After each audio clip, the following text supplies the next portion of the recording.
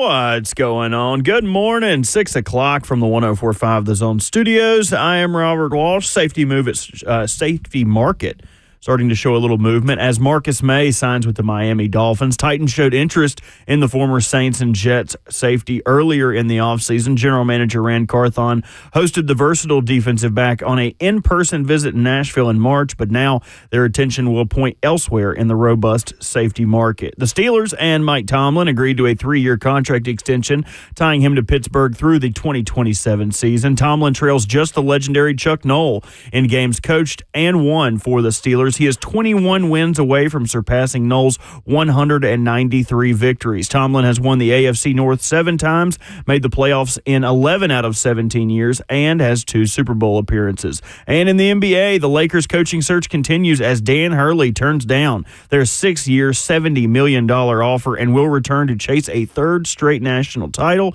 LA would have made him one of NBA's 6 highest paid coaches. For all your foundation repair and waterproofing needs, visit USSTN.com.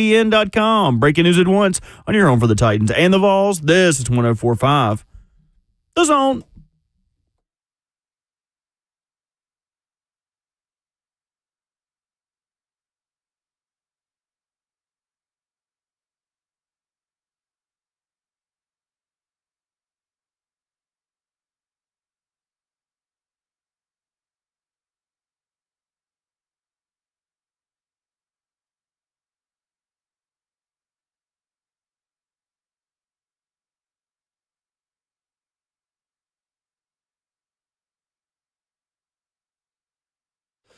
Tuesday morning on Ramon, Kayla, and Will. The sun is up. It is a beautiful day in Music City, USA. Welcome in.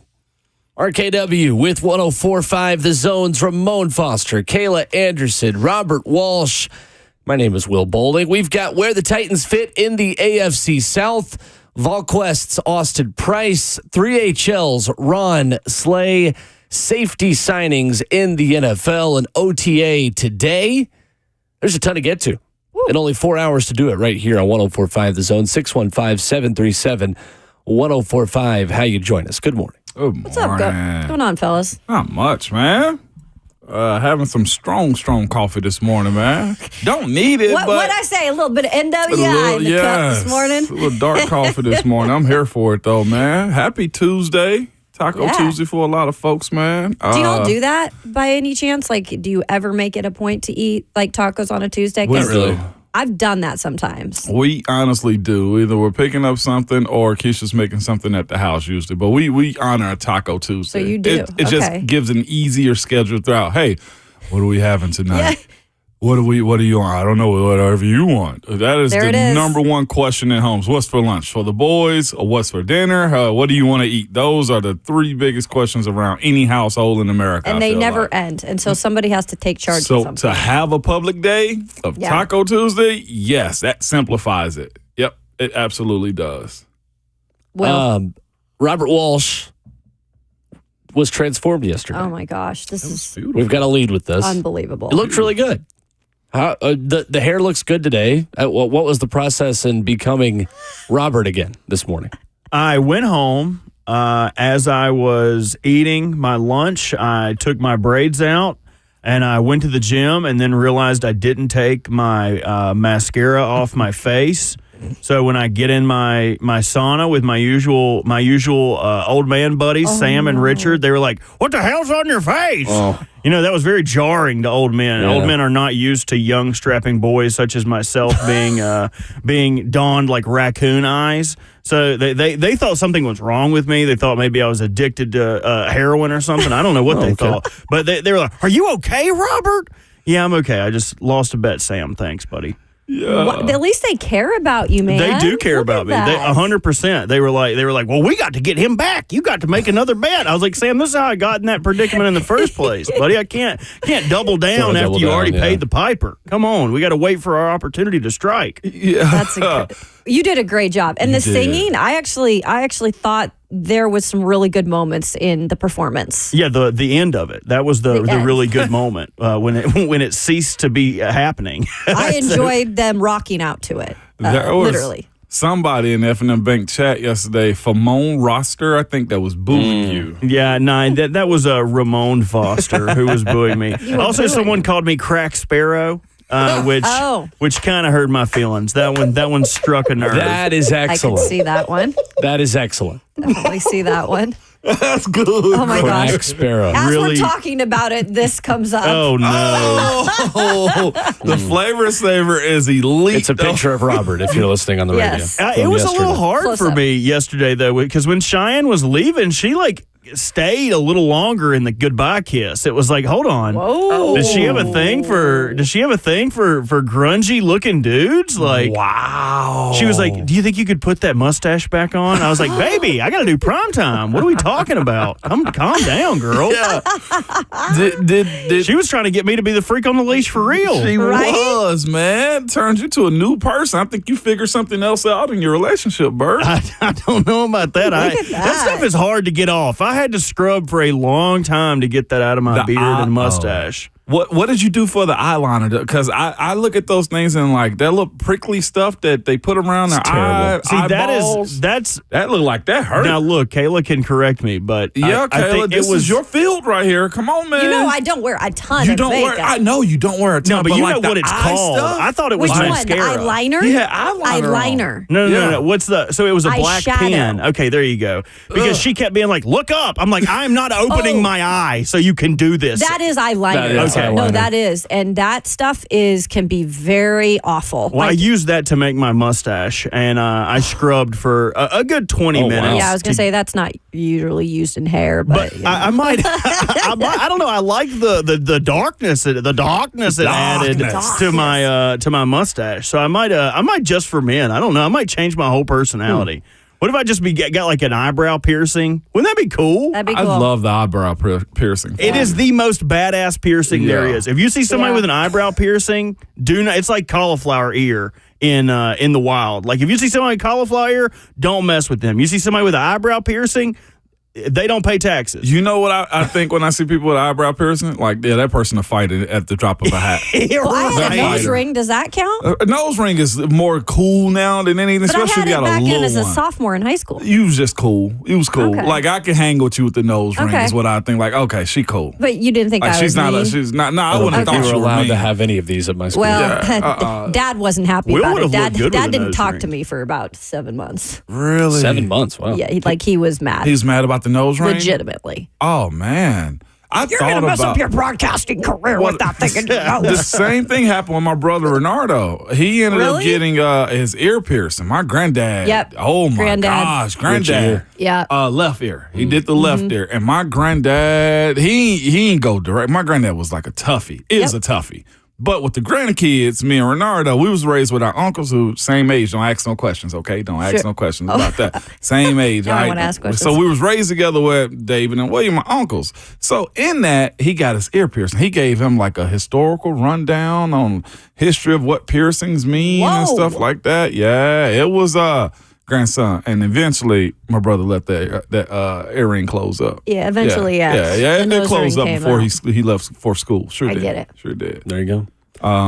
But yeah, I never did it. I did it one time. You know, I used to the old school way of doing ear piercing. You had to put a close. No. Claire's? You Yeah. did it yourself? Yeah. Oh, man, gosh. y'all never did that. Oh, no, I went to Claire's. Oh no. You Not used your to put- sister, but you know, No, the I shop. know a Claire. That's I where know. everyone goes. Yeah, It's Claire's to no, get their ears you pierced. put like a clothespin on your ear to numb it up, and Oh, then God. your cousins would like No, do burn a not. needle and do like that. disinfect it and put it through the hole. Yeah. Y'all That's- never seen Parent Trap? Don't they do that in Parent Trap? Yeah. Lindsay Lohan, they Oh, put an yeah, apple the newer behind her one. ear. Yeah. She was like, I don't have pierced ears because they're trying to convince their parents.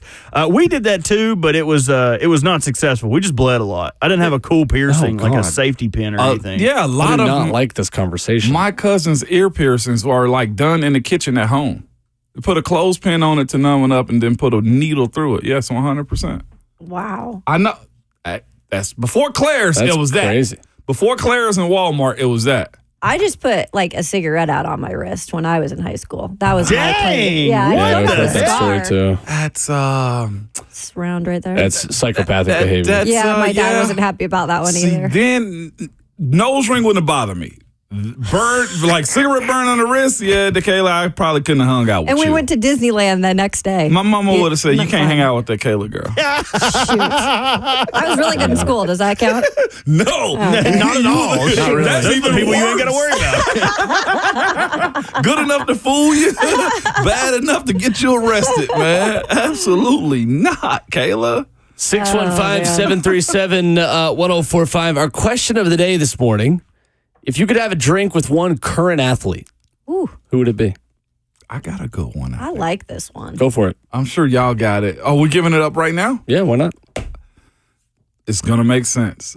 My guy, and I actually thought about this one for a while. You know how unconscious thought? It's like, who am I going to? Like, I was thinking about the rundown as I slept last night. I'm weird like that, okay? Weird. Unconscious thought was, I want to have a sit down with Isaiah Wilson. I would love to. I said current athlete. He's still current. He's young enough. That's Not the only retired. thing. Because he's yet to say anything about his rise and his fall. I would legitimately interesting. love to sit, like if he could sit in the studio, we can have an unfiltered conversation without cursing on air with him, because at this point in his career, with his athletic ability, he would be on his second deal. Nobody's ever asked him about his rise. Nobody ever asked him about his fall. Only the speculation of what he did to mess it all up. So I'd love to know who was in his corner. What did they say? What was he thinking? And then one of my biggest things, I heard somebody say this before, and I'll say this, in my culture, and probably a lot of people culture too, where you come from. If you live on the poverty line growing up, like you have a mindset, and mine is Sure. I never want to have it and then lose it. So he had it. Right. And lost everything that I think of. And not only just that, how you become a 5-star out of New York. Like, I got sports questions for him, too. Like, how do you become a 5-star out of New York? The draft night, all those things. I would absolutely. I know he's not currently playing, but I think that's a deep conversation that a lot of people will want to hear.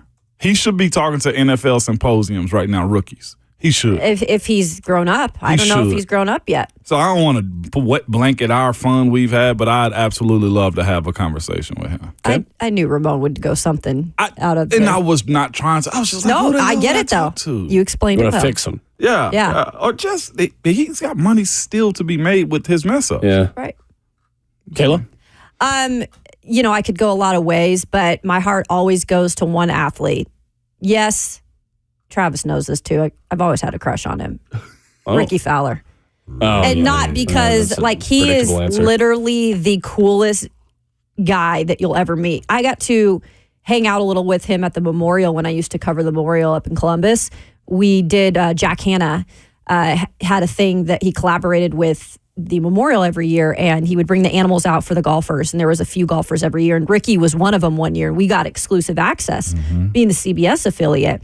So I got to chat with Ricky a little bit, on a one-on-one. He's just like the coolest, most down-to-earth, fun dude you'll ever meet. Yeah. So I think he'd be so fun to just go out, have a beer with. He likes so many different things, too. He's not just a golfer. Like, he's into everything. So Ricky's my guy, man. I'll go with Ricky. Easy answer, Tiger Woods. Ooh. Tiger Woods, 100%. Someone I want to have a drink with for about 100 different reasons. Right? Don't even need to explain. Robert Walsh? You don't. I'd probably go with Stone Cold. Okay. The rattlesnake. Oh, I said athletes, not actor. I'm just kidding. Coming up. 615-737-1045. You can answer the question of the day. You can interact with us as we go into the NFL headlines from yesterday. There was one move made late last night in the NFL that could impact the Titans and could impact the Titans in the very near future. And that's next.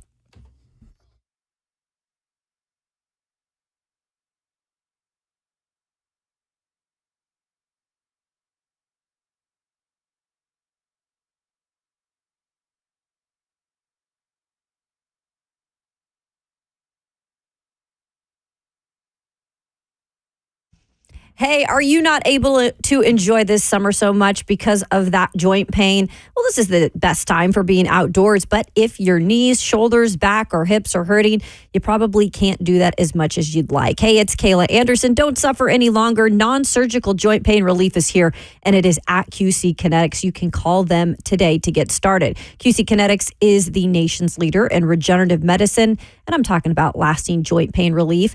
not anything that you need surgery for, no drugs, and no downtime. QC Kinetics advanced treatments harness your own body's ability to restore and repair that damaged joint tissue so you can walk, run, hike, play golf, whatever you want to do, pain-free. Their advanced protocols have enabled tens of thousands of patients to reclaim their mobility back, and you can be one of them. Just stop putting it off. Take action now and call QC Kinetics for a free consultation. It's 615-249-4024. That's 615-249-4024.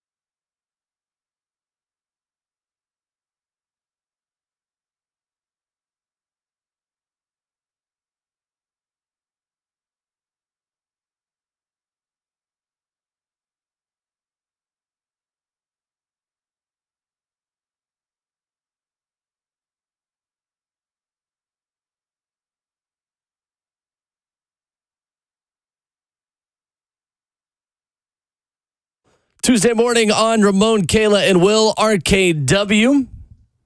Ramon Foster, Kayla Anderson, Will Bowling, Robert Walsh, our producer. Question of the morning. If you could have a drink with one current athlete, who would it be? 615-737-1045. We're going to get to a signing made at the NFL last night that we think impacts the Titans potentially in a big way. Do that coming up in just a moment. First, let's go to the phones, though, where one of our favorites, Danny in the Borough, is first up. What's up, Danny? Good morning, everybody. So to answer the question of the day, I don't know if he's still currently competing, but, I'm having a drink with John Daly all day. Yeah. It'd be way too much fun, right? Like, John Daly and me are going to pound it off the tee box and out of the Tito's bottle. Anyway, that's that. But I have a funny story Robert told me I could tell about actually having a drink with a professional athlete. Okay.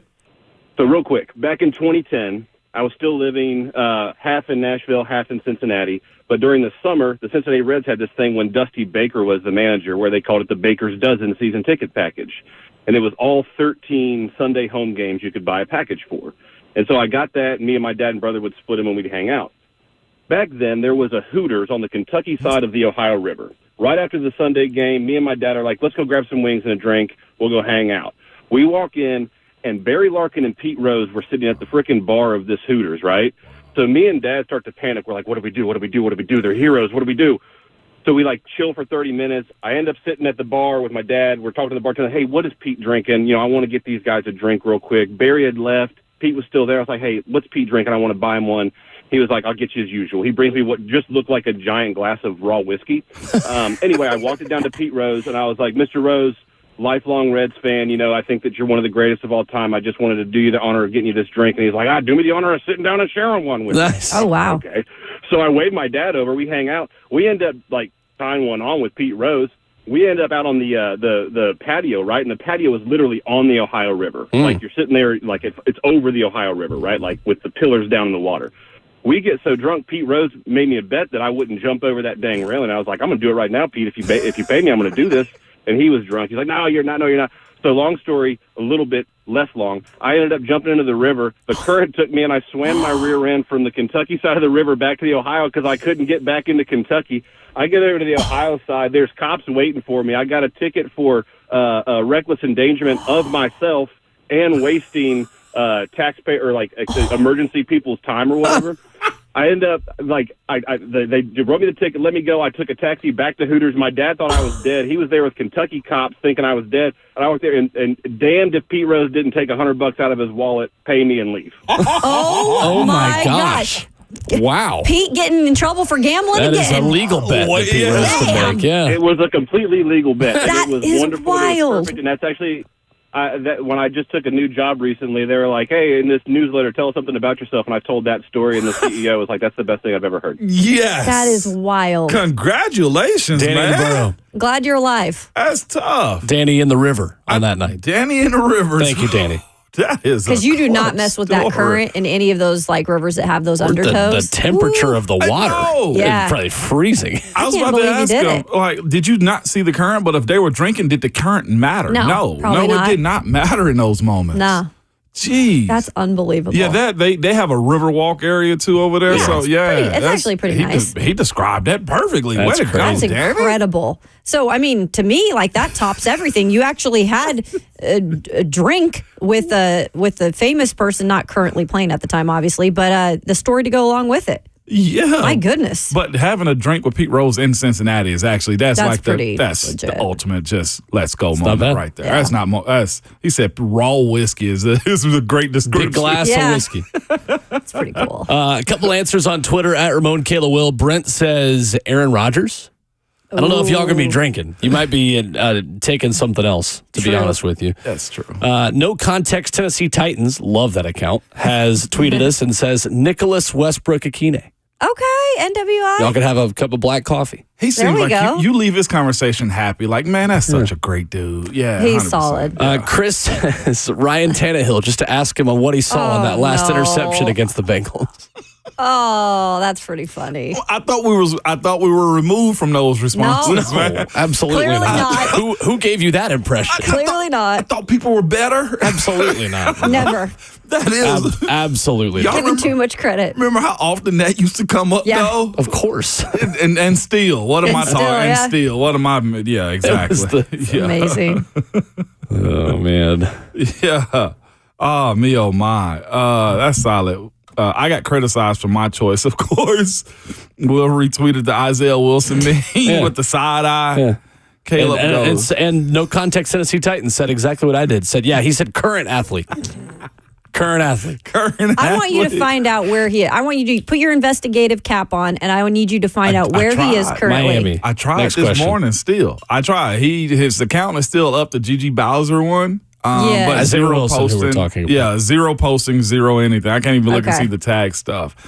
Caleb on there says, yeah, Ramona's not waking up by the time that's over. Yeah, that's 100% true. And somebody said, You can handle yourself. oh, yeah, I can personally. Said, I'm sure those bottomless mimosas would be top Oh, shelf. jeez. I mean, if we're going to do it, you might as well pour the good stuff. Be fancy. Selly in the F&M Bank Chat on YouTube says, I'd love to have a one-on-one with Caleb Farley. Yeah. It's a good answer. That'd be deep. Caleb's good. By guy. the way, if you haven't seen his stuff from last week when he spoke to us, I know it's up on my account and several other Titans Nashville media. He really spoke for probably 10 minutes and really divulged a lot of stuff. So if you do want to hear from him, you can always check that out. Yeah, that's awesome. Big Orange Mac has chimed in. No, this he guy gets a jersey, so maybe he counts. Tony Vitello. Heck yeah. That's a Does Tony great. Vitello count as an athlete? I think there are a lot of middle-aged women or young women in Nashville Yeah. and the surrounding area who would love to buy Tony Vitello a drink. 100%. He's around the city every once in a while, too. That's what's fascinating about him. He sneaks in and ABC, sneaks out. always be cruising. Sure. Always be recruiting, baby. We've got Kevin Byard from Karen Davis in the chat. Kevin's legit. Mark says LeBron to ask him why he is such a Oh, whiny geez. crybaby. Okay, Mark, tell us how you really feel. It might not go the way you think it will, okay? We got a Gardner Minshew mention in it. I they love that. Found Kayla's burner account. Right? There's my burner. I'm good on Gardner Minshew. He would be actually pretty fascinating. I probably feel the way about him as Kayla feels about Caleb Williams, to be honest with you. Yes, that is definitely I'm it. all right. He's actually a chill dude. Like, I don't know why he gets so much hate. Gardner? Yeah, he went to ECU, man. He knows how to party. He broke his hand to get Well, he a went red to shirt Washington year. State too. Well, we know. He went for both 1 year. party schools. He went for 1 year. He's a pirate through and through. No, he go look at what. Here we go. So he broke his hand 1 year. Don't you dare shut off my mic. He broke his hand 1 year Yeah. just to I feel get a good, doesn't red it? shirt year. Yep. Just to get a red shirt year. Anybody that's doing that loves ball. I can deal with that. We need to dude. bond on this, not fight. All right. Yeah. We need to You bond can have him on the weekends. I'll Okay. have him on the weekday. All How right, about that's that? fine. You have him That on. works. I mean, the person that gets them on the weekdays, Joint that's like custody. that's an expensive like keep right there, though, Bert. You sure you want? No, it? that's Hey, cool. We you can't. stay out of it. Yeah, we're delegating parental rights right here. Attack me. If I get him in the middle of the week, that means we get to read, we get to go to the sauna, we get to garden, You and say then on he the needs week, to learn how to read because where he went to college? and Couldn't then be my college. let me You pull, open us up to that one. let me pull some Ramon GPA up. Hold on, let's see what Ramon graduated. You know what with. mine says? On the wall, degree. Okay. Mr. Beta Club over here. all we need to know. Exactly. Ryan in Lebanon is next. 615-737-1045. What's up, Ryan? Hey, good morning, guys. Morning. The Morning. drink I'd like to have with is Dale Jr. I mean, just the stories around all the racing and, of course, the accident and all that good stuff. But, yeah, I'd love to have a sit-down drink with Dale Jr. I like You it. guys Yeah. talk, so take It's a care. good one. Dale would be so good. Hail Dale. Yeah. Because Dale's chill too. It's cool. because of his sponsorships, you got to drink Bud Heavy. Sure. Right, and from Bud Heavy, you No gotta doubt. go. You gotta go dark liquor, right? We doing vodka. Like there's so many. I wish he'd have stayed on. I asked him like, where are you going? Dark Well, liquor or light I think liquor? you Beer need to go before dark liquor, with him. never been sicker, Ramon. Liquor So- before beer, you're in the clear. Bud Heavy. That's for then. weenies. Man, anybody that has little hand sayings Stop about it. what they can and can't drink, you are not a drinker. You just need to stick to a light Okay. pilsner. No. Pilsner. You can have both. Jeez, man. Dale Jr. is a solid It's more about efficiency. efficiency. pace. Everything's about I promise efficiency. you, I can get efficiently drunk doing dark before beer or beer before liquor or any kind of swap we have. You want to hear something fascinating? Well, it's not fascinating, but I've never got drunk off of like beer. I can't. Well, I can't sustain it don't really enough to drink actually that. continue to hammer them. Is that wild to say? No, fair enough. That's but fair. It's not wild. You get us a keg, and I bet you I can get you a little. There liquored up. is more of you to get It is intoxicated, so it takes you more work. and I'm not willing to do the So work. you're not for that. willing to do the work. Plus, No. at that point, your stomach would probably feel gross. Because you'd have to Exactly. probably have like double-digit beers. That's See, he's my picking whole up what I'm thing. putting down Yeah, right gotcha. there. Yeah. See, I feel bad for you though. You're so big, you've probably never done a keg stand before. I have not. Oh, they're fun. We've not. got to change. We've But got I have enough no big- desire to. Nah. They're pretty fun. Should I? Yes. I couldn't tell They're you. pretty fun. My grandma did one, so she can. What You can. on Granny. Yeah, a she minute. did for her 70th. Way to go, Granny. Yeah, Granny was Mama, Meemaw? Yeah, Mima. Somebody grab Granny by her ankles and hold her up in the air Yeah. real quick. I'd be afraid we I think snap we've got them ankles pictures. off. One day I'll bring them for y'all. I'd love to see those pictures. Physical right there. picture? Frame it up. I love that. Yeah, we do. With a Kodak. Physical Did you have to take it to Walgreens and get Do you them? have those? Or do you used to have Probably. Yeah. Those go with CDs? Absolutely. Can you make it? Okay. It's throwback week, Will. Alvin in Nashville, 615-737-1045. Go ahead, Alvin. How y'all doing? Girl, Good. what up, Alvin? Hey. But I was going to say, actually, yesterday I was listening to the radio and I heard Will say that his problem was a right tackle. I was going to say, what about the Chargers right tackle from last year, Trey Pinson? But I was going to say, the person I want to have a drink with is John Robinson. What would you think about getting rid of A.J. Brown? He's in the city. He might hear Yeah. you. He might hear It you, doesn't Alvin. exactly fit in current athlete, but sure. But sports figure. Well, when he called me 5'2" slow, he better be an athlete out here, okay? Right. He better still be running. He might still be Did he? running around here. Did he call you 5'2" slow? Yeah, it was him that did that one. That's yeah. what it I was saw him in live, person. live It was- on the airwaves. Yeah, we laughed about it. It was cool. 5'2" slow. Trey Pipkin's still in L.A. I don't know if they're going to move him. Kind of the sixth guy for the Chargers, by the way. That is- yeah, definitely something. There was a move made in the NFL last night as Jordan Schultz of Bleacher Report is reporting Marcus May is signing with the Miami Dolphins. He has been a free agent since the Saints cut him in March. A safety whom Jeremy Fowler linked to the Titans with us on this show, I would say maybe about 2 months ago at this point. It was around draft time. And is a 31-year-old safety who signed a 3-year, $22.5 million contract with the Saints as a free agent in 2022. But he missed as many games as he played in the last 2 seasons. Does this start a run on safeties, guys, now that OTAs are wrapping up and training camp is next up on the NFL calendar? As usually what's next is that one goes, the other goes. Because here's the thing. Pro athletes want to be involved. They have to be involved. When you see others getting signed, your agent's calling you, all right, what you want to do? How you want to go about this? What are you willing to take? That's the answers right now. At this point in the season, I'm not sure how many teams are going to offer up multi-year big numbers for guys like this, especially at this position, because it's been devalued big time. But they are still important. And this team here in Nashville needs the safety. But it's 2 questions that have to be answered. How much are you willing to pay? And how close are you to actually competing for guys like who's available now? Cortland, Justin Simmons and Jamal Adams would Jamal be the 2 Adams. big names. Yeah, not much. So how close are you to wanting those guys to want to come in and compete with you? That's one thing I think Marcus May said in his comments after signing with Miami. They have an opportunity to be in the Super Bowl window right now. He wants to be a part of that, and that's true. The thing is, you got to be attractive enough and also be willing to pay a little bit. I think this franchise may be past the overpaying point of signing guys. Signing a safety right now for $10 million makes almost no sense to me.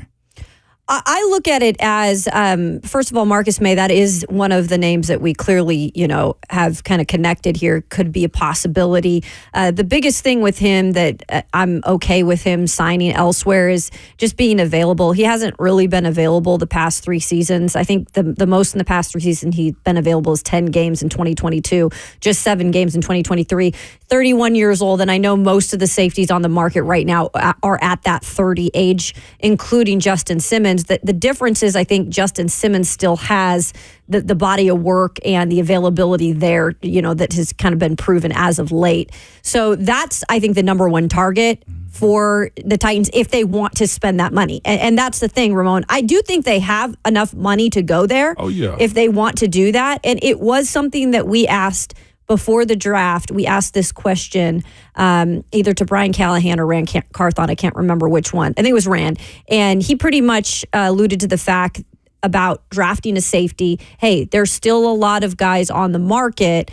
We can always do something after the draft. So that stuck with me specifically with that specific position, even asking about it, that they still are probably going to do something. But you're right. Are they going to do the cream of the crop with Justin Simmons?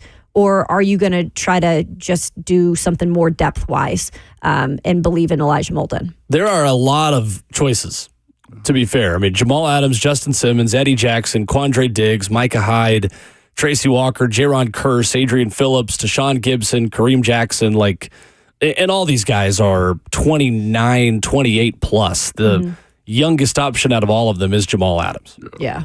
And how old's he?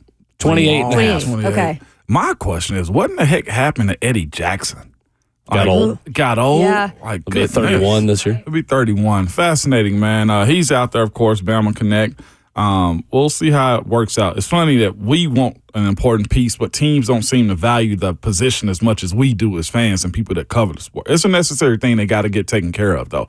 A body will be signed. I don't know Absolutely. what caliber, for sure. Yeah. 4 of those players made over $10 million last year. Quandre Diggs, Eddie Jackson, Justin Simmons, and Jamal Adams. It was like maybe your safeties out of those 4 if you're signing one. So you cut that in half, considering how late in the season, about $5 million for a dude. I just think if you're signing this late, you're not signing for much more than the minimum plus a lot of incentives, right? Yeah. Or maybe it is a $4 or $5 million. I think that's about right. Yeah. But I mean, to your point, you need to be on the squad. Oh, yeah. So, and not many people are calling you right now. Marcus May is the first domino to fall. Right. And all these safeties camps have been extremely quiet. That's the other thing that's really fascinating with them is you haven't had a lot of talk about the safeties, anything coming out of their camps. I just do believe that sometimes you look at these situations and kind of say to yourself is teams somewhat have an understanding with each other. We're not overpaying for these guys. Right. 2 votes on who you want to have a beer with for Mike Tyson. Love that. On current athlete you want to have a beer with. Again, current athlete now, not really current, but maybe kind of. He was about to have a fight. box. Yeah, he was about to fight. Yeah, I guess he was. Yeah, I was hoping that was going to be so What real. happened with that, by the way? Yeah, just like fell most through. Ulcers. celebrity boxing things just got canceled. Ulcers? No, he had ulcers. Dang. Yeah. 2 answers also for Jameis Winston, which is a great pick. Oh, that's a good one. You're going to leave that that drinks with just a better outlook on life. Sure. You got to have crab legs to it. You make it dinner and drinks. Also, Mike Tyson's been sober for 7 years, so you could drink one beside him. There you go. There you go. Perfect. There we go. 615-737-1045. We'll start with Brandon on the phones when we come back. We'll also look at another NFL headline where Ramon Foster's former employer made a big move yesterday. We'll talk about that next.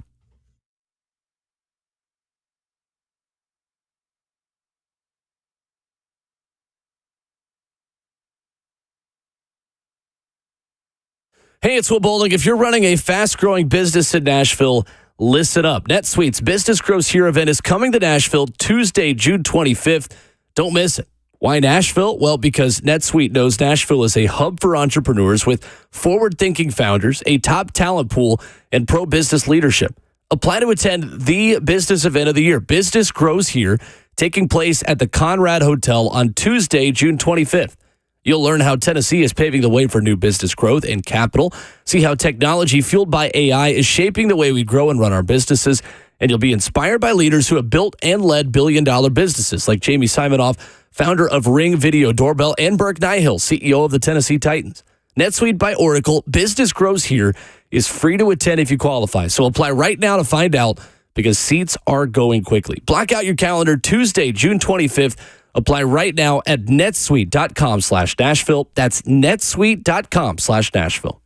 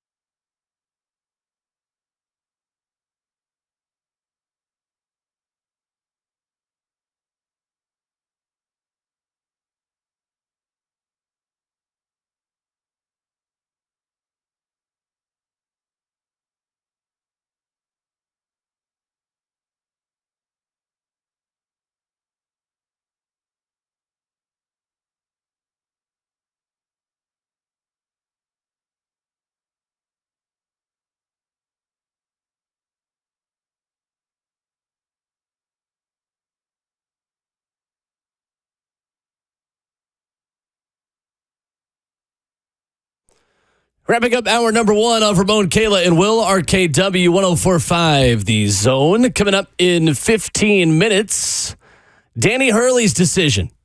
We got it. What does it mean for UConn? What does it mean for the Los Angeles Lakers? That's in 15 minutes, along with Dad's Week, a giveaway for the people. We've got live golf tickets coming up in 15 minutes, so stay tuned for that. 615-737-1045. Let's go to Brandon in Nashville. We've been asking if you could have a drink with one current athlete. The current athlete part has been, contested. It has been. Yeah, it's stretched by many a little. of you. Who would it be? Brandon in Nashville. What's up? Morning, family. It may seem surprising to all of you, but I would choose the one and only Ramon Foster. Look at that. I have to admit, I'm a pure Vols, Tennessee Orange person, and over many years now, I've actually thought about reaching out to Ramon because there is a gentleman by the name of Mac Franklin. He was a captain, all SEC of the 1951 Vols team, and I had really given it some thought to actually try to get some former players and actually go visit Mr. Mac Franklin. He lives in Hermitage near the train station, but he is currently about 91 or 92 years old. And my son, who is named Walker Nealon, we actually go see him at time to time and listen to him tell Vols stories. Wow. And my son puts his old Vols gear on, shows his national championship plaque, takes pictures with him. But just a chance to share some stories, because you never know when someone's story may be a testimony to someone else. Absolutely. I Very appreciate that, man. We can facilitate that one day. We got the arcade dub coming up. We Yeah, we might do. facilitate that one, man. So, yeah, show up for that one, Chance man. for the people come out, hang out, play some arcade games. Absolutely. I enjoy having conversation, too. I will That's say neat, that. though. Yes, 100%. We'll have more details on that later in the week. Yeah, we will. On an event, you can hang out with us. Coming up Yes. soon. I appreciate somebody even mentioning that. I was going to me. see if anybody had ever reached out to you or if you've had a dinner with anybody that was a fan. Yeah, I've had situations Okay. like that. Yeah, y'all know I'm always sit down and talk. I'll talk to a wall. Y'all know that. You will. Yeah, 100%. So Mike Tomlin, NFL's longest tenured coach, got an extension. Mm-hmm. At long last, the conversations about Mike Tomlin and an extension can be put to rest. Entering his 18th season at the helm of the Pittsburgh Steelers, the third coach since 1969 of the Pittsburgh Dang. Steelers. Congrats incredible. to him. Consistency, whatever you want to call it, has been there. In this era of hiring and firing and instant results, a guy like Coach Tomlin has sustained it. He's not gotten to the Super Bowl since 2010, but of course they've been in play at all times. I think this year in general, the relevancy of the franchise says a lot, but the ability to go win with Russell, man, is going to be huge. I think it was probably the appropriate thing to do. One, how do you fire him? I mean, you can. Any coach can be let go, but you look at his situation, say new quarterback, new offensive line, new offensive coordinator, just let it run its course one more time. Again, contracts can be given and also be fired the next year. So Coach Tomlin has been nothing but consistent, though. He's one of those popular coaches that players vote on almost every single year. Him, Andy Reid, Coach Vrabel has been in that conversation before. Hopefully Brian Callahan gets himself in that conversation. But his level of consistency as a coach with his players and also just the team on the field is up there. I'd even throw Harbaugh in that conversation. I would. John, yeah. Absolutely. It's a few coaches around the league right now that you say, yeah, they have just a level of consistency that you'd want to either be in their building or be coached by him. His transparency is something I've always loved. But besides that, he's a great coach and even better person, man. And, of course, I think he's rubbed some people the wrong way here and there in the media. But as a coach and as somebody to have a relationship with him, awesome individual. Congrats to him. Big time. That's it. I've always liked him. I've always liked from afar what he's about, what he creates, or what he's. Of course, I'm not there. I haven't covered that team, but even hearing stories from you over the past couple of years about the locker room, about your teams, about Tomlin, just as he is as a dude, right? Yeah. Even off the field. I've always admired that because I think it's really hard to do at the highest level and stay consistent doing it and kind of stay true to who you are as a coach, as even things change over the years, right? So you can still adapt to things, but you can also still keep yourself in that whole thing. And I think that's what he's done. I'm not going to lie. Like when I got to shake his hand at the Senior Bowl a couple years ago, that was like literally the highlight of my weekend because I just think he's such a badass. Yeah, he's pretty tough. I got to give it to him. It's one of the most fascinating divisions of football this year, the AFC North. Yeah. And we've got two of those teams represented on this radio program. So it'll be fun for us this season. Yeah. I'm still trying to figure out how Baltimore going to handle that Christmas and was it 21st Would you and quit the 25th? rubbing it in my friend's face? I'm You serious. got to do it too. You gotta I mean, do you it. do. Yeah, I Same guess you thing. do too. They Yeah, do. yeah, you do. Misery loves company. Dude, that's a It does. it's a tough task in a real physical. Division. And Real physical physical. game in general. Yeah. 615-737-1045. Coming up, listen for your chance to win a couple of tickets to Live Golf in Nashville. That's coming in just about 11 days, June 21st through 23rd. So we've got tickets for you and Dad or you and Mom, whoever you want to take, for Dad's Week coming up in just a few. Plus, Dan Hurley's decision and what it means for the game of basketball. That's next.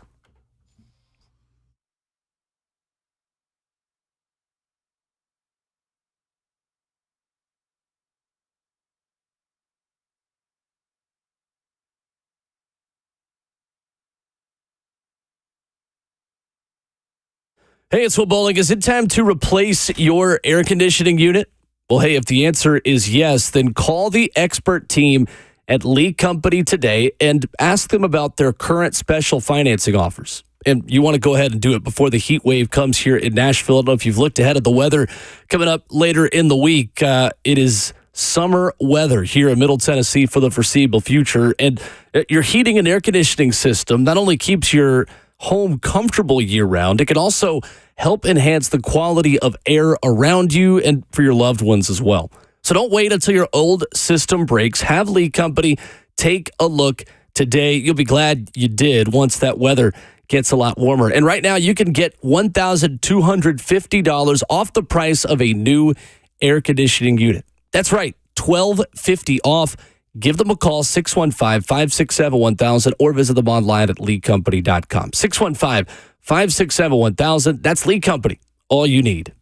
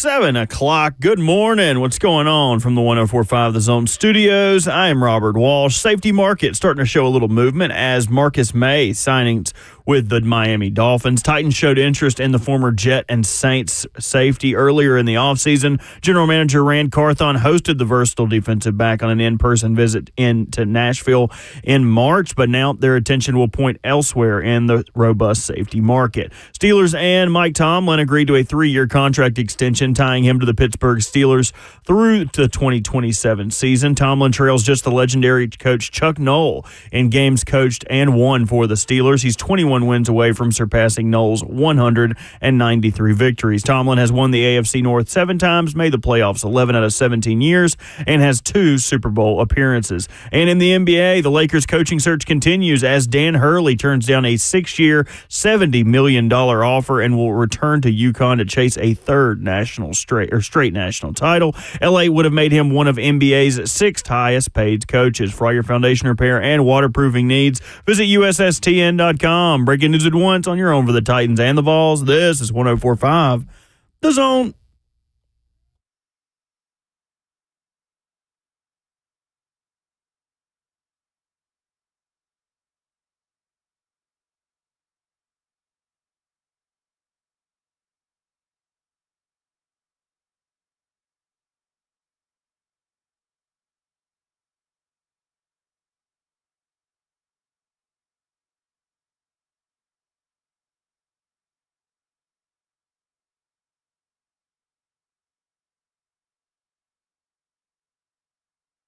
RKW on your radios for hour number 2 on 104.5 The Zone. Ramon, Kayla, and Will. Ramon Foster, Kayla Anderson, Robert Walsh, Will Bowling. It is Dad's Week on 104.5 The Zone, sponsored by Live Golf. And this year, give Dad the best. Be caller number 5 right now to win a pair of tickets to see Live Golf Nashville, June 21st through 23rd for Father's Day. 615-737-1045. For more info on Dad's Week, you can visit 1045thezone.com/contests. That's 615-737-1045. Be caller number 5 right now to win a pair of tickets to see Live Golf Nashville, June 21st through 23rd. I'm told there is a party hole. Yes. The same way you have at the Waste Management, where you're going to have a stadium par 3, and I'm sure drinks will be flowing, and you'll see some of the best golfers in the world right here in Nashville. I think we should all go. It's big time. That's big time. Yo, right it's there. fun out there at the course, and especially like something like I've never been to a live event. Yeah. So I think it'd be like interesting and different. We should go. I'm with that. I like the idea of course. I got to see the date and schedule, but I'm all for it. I mean, we'll have like exclusive VIP, for Mr. Ramon Foster. Well, I mean, I'm trying to help to see if he can get us. I'm not that bougie. I do I don't want to be in the pits. You can wear shorts and match with the golf. I can, man. You don't want to get burnt out there. Yeah, no, absolutely not. Absolutely not. Oh, I got sunburned bad on Saturday. I bet you did.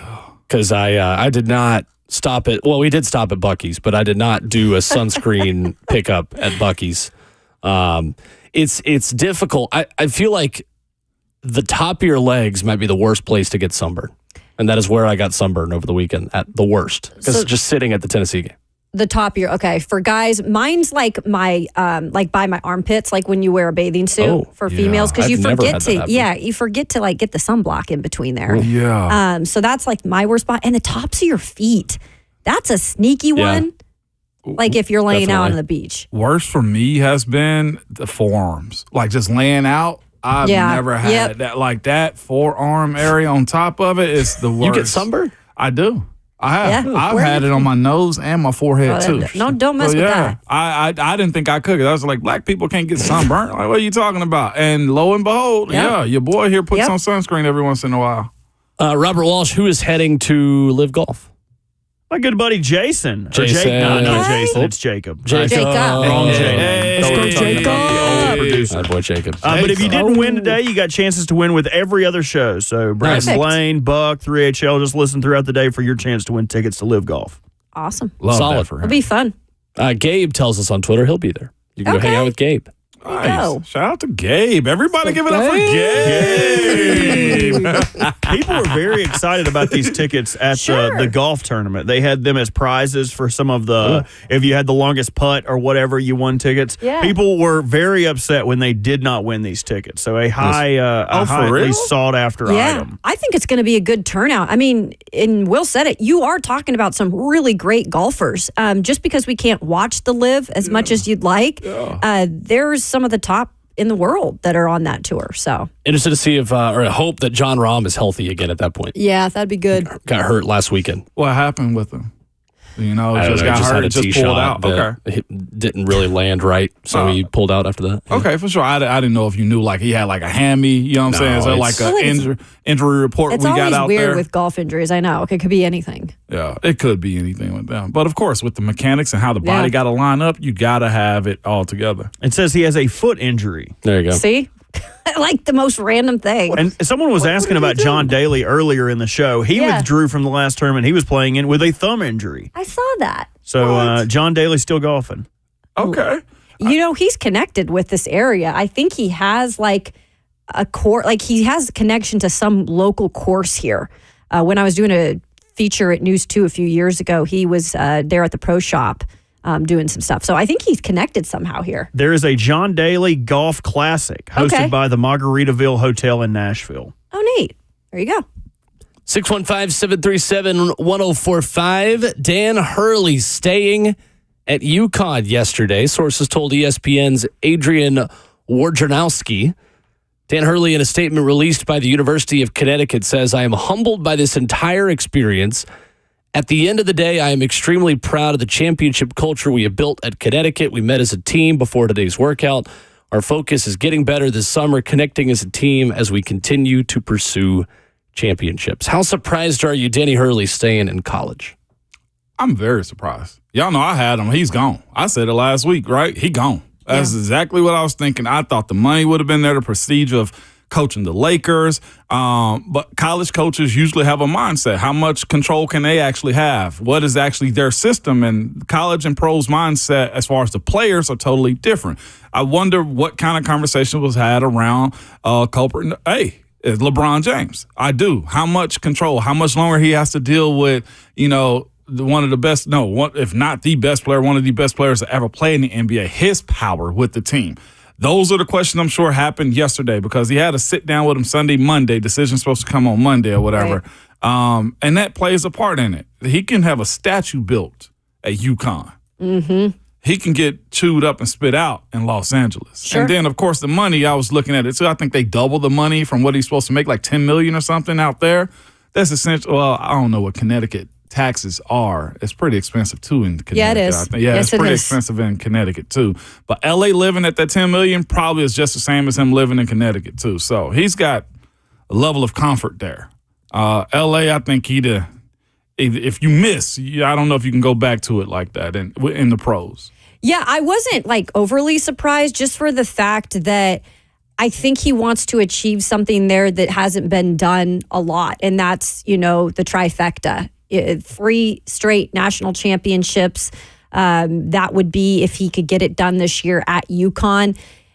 He's described as, in everything when you hear from him, he's very set in his ways, right? I mean, he's a pretty intense, fiery, kind of the way things go is the way things go with him. And I don't know if at this point of his career he was willing to give that up to go to coach in the pros and, at that coach a guy like LeBron James, who clearly has that same mindset as a player. He's kind of the coach in a way of the teams that he's been on. And so I think it's a good move for Dan Hurley to stay there and maybe achieve something that they've never done before at UConn and kind of etch his name in the college game. And then, hey, you never know. A couple years down the road, maybe a better opening, maybe an East Coast job in the NBA opens up that he's cooler with staying closer to home. Because that's the other thing I think he didn't love was just the bi-coastal thing.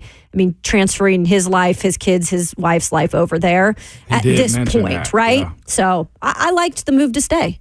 Yeah, Danny Hurley's been open and on the record that he wants to be an NBA coach one day. That's not a secret. His admiration of pro basketball. I think he's the head coach of the Knicks or Nets in the next 5 years. Sure. But I just don't think this made a lot of sense in terms of the LeBron James element, the Anthony Davis, the Bronny side of it. Like, I don't know if the risk was really worth it for Danny Hurley, who's got it made where he is now, has an entire region of the country that worships him and can get paid where he is and then wait for the best possible opening to come up of a franchise with more stability long term. And it feels like he has the talent to whenever he wants to start that process over again and say, all right, I'm ready to make the jump. He can wait for the right job versus just taking the first one that offers him $70 million. I think almost to a point too. He has to go to a younger roster too. Yeah, of course. Oh yeah, definitely. Is that how your Lakers guys are at the end of the window right now? Yeah, I think that's fair to and say. Then that dip that they're going to eventually take because the superstar profile is going to end up leaving, whether it be AD, whether it be LeBron, everybody else. I mean, he has to have a squad that he can grow like how Oklahoma's grown up, Sure, in a sense, right? Or even jump on the squad the way Boston is, in a sense. So that's what he have to have as a coach. I feel like more than anything. he wants to mold those guys a little more. You have to, right? You have to. It's a win for college basketball for sure, though. Yeah. People had already started writing way too many columns and opinion pieces on, what does this mean for college sports? And it's the decline of college sports. The championship coach is leaving. Like, were those columns being written when Rick Pitino made the jump from Kentucky to the NBA? Like, these things always happen. Like, championship coaches are always poached by pro teams. This is not a new thing that just started because NIL is here. Coach K did it. Coach K was poached. And Billy Donovan didn't go the first time he was poached. Yeah, I look at it in just them saying like where college basketball is right now with all the legendary coaches leaving. Like he's one of those faces. Of course. Yeah, I just mean there were a lot of pieces of like, the national championship football coach and basketball coach are leaving. That's a sign of the times. Like, no, it's not. No, I agree with you on that one, but always been this way. Yeah. Coach K got poached? I didn't know that. Back in the day at Lakers. Really? They tried to, I didn't know that. Absolutely. Yeah, I did read that in the article. Yeah. I thought he actually went, is what you're saying. Okay, no, he was recruited. Yeah, for sure. He said, I'm staying. Yeah. 615-737-1045 is our number. And coming up, there was a piece at NFL.com by Bucky Brooks about AFC South hierarchy for the season. Who is the second best team in the AFC South? We're going to dive into that coming up next.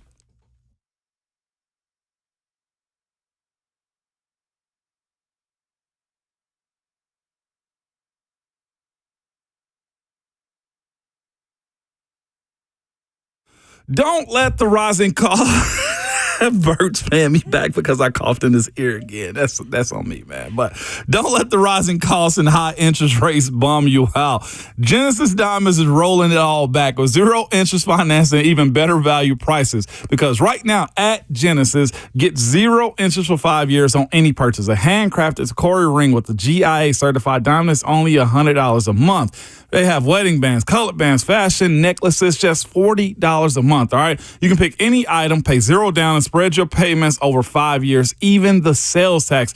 How about that amazing $3,000 pair of diamond stud earrings, just $50 a month? Luxury pre-owned Rolexes are also included in it. So while interest rates are going up and up at other places, Genesis is offering real interest rate relief, and you need to take advantage of this. 0.0 for 5 years. This makes everything more affordable, and it's just the smartest way to buy also. So don't miss this amazing offer. All natural and lab-grown diamonds are included now through June 30th at Genesis Diamonds. They're located in Green Hills and Cool Springs.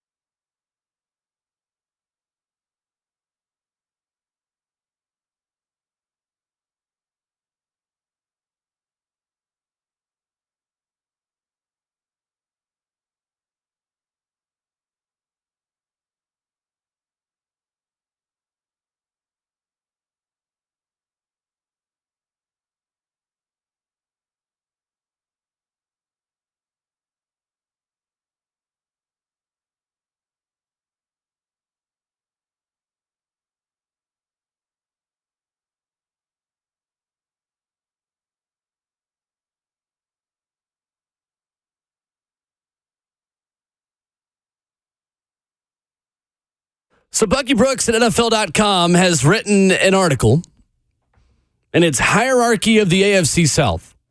It's Ramon, Kayla, and Will, RKW, 615-737-1045. It's clear to us and to anyone else that is in an AFC South city who the number one team of the AFC South is going into 2024. And it's the team that added Danielle Hunter and Stephon Diggs to an already outstanding young core coached by D'Amico Ryans. It's the Houston Texans. Guys, behind them, who is the second best team in the AFC South right now on June 11th, 2024? Second best team? Me personally, I'm probably going to go with Jacksonville. Just on the basis of what the article said also. You got Trevor Lawrence being healthy. He's a veteran quarterback also. The defense is somewhat still put together. They lost weapons, but they also gained a couple too. And a rookie wide receiver, and Brian Thomas. So fascinating that they'll be able to replace. Trevor Lawrence been around long enough to understand how to help and grow a young wide receiver. But I think on paper, you got to go with Jacksonville just on the basis of the quarterback. Of that, what we're basing a lot of the league rankings of teams on. And in the second half of the season, Trevor Lawrence had one game over 300 yards as he dealt with injuries. That was a win at Buffalo I'm looking at the schedule opposite order. He had one 300-yard game before November 19th. Yeah, I think that was a storyline. Off to a slow start. Yeah, that was a storyline too, as he was dealing with alien injuries throughout the season because he only really even missed one game dealing with all that stuff. So he was trying to tough it out for sure, but it was definitely affecting his play, I think, a little bit. And you heard about the inconsistencies with the offense on, some of the ways, these guys were utilized too. So I think that will be interesting how they fix that because they didn't really fire any of their offensive staff. You clearly saw the move with Nick up here moving to the Titans. But other than that, Nick Holtz. But other than that, you didn't see much movement with coaches on the offensive side. But I do think when it comes down to it, if we're prejudging all of this stuff, it does have to be kind of judged on the quarterback for the most part. And when you look at the two other teams, the only reason I wouldn't put the Titans in that number 2 spot right now is because there's a lot of unprovenness, and it starts with the quarterback because I think we're still waiting to see, hey, what can Will Levis do for a full season? Because he's going to be the guy that's really tasked to elevate this team, at least on the offensive side of the ball. And then when you look at Anthony Richardson, I mean, come on now. Do I need to start on him? I mean, we already are having questions with him in the offseason. I mean, he's already dealing with some stuff right now where he's being held out.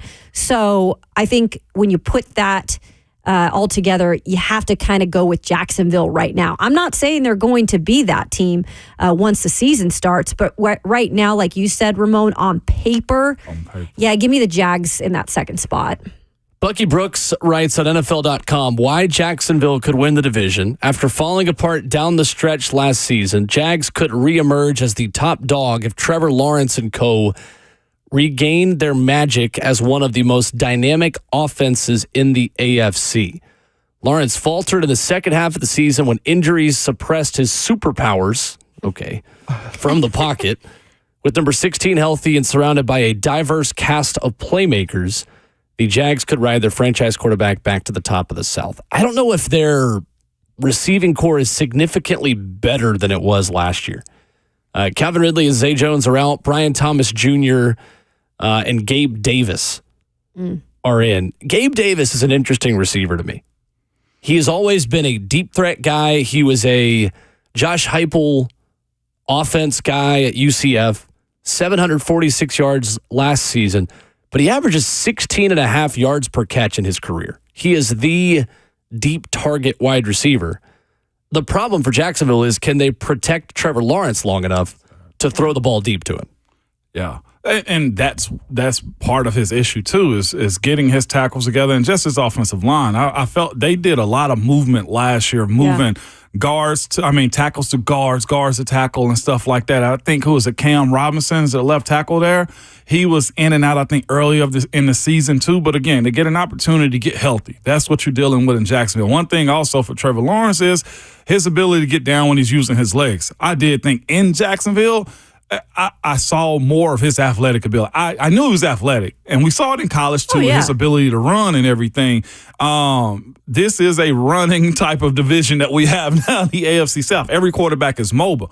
The thing that you want to see about him, or you don't want to see about him if you're a Titans, Houston, or Colts fan, is does he turn into the phenom that everybody said he's going to be? Do I think he's a heck of a playmaker? Yes, he is. But the addition of Gabe Davis, having a rookie wide receiver, and figuring out the O-line is essential for them to really compete. They should be number one in the division, and I think Bucky Brooks had a really good not as Bucky that wrote the Bucky Brooks wrote, Houston has a huge issue too.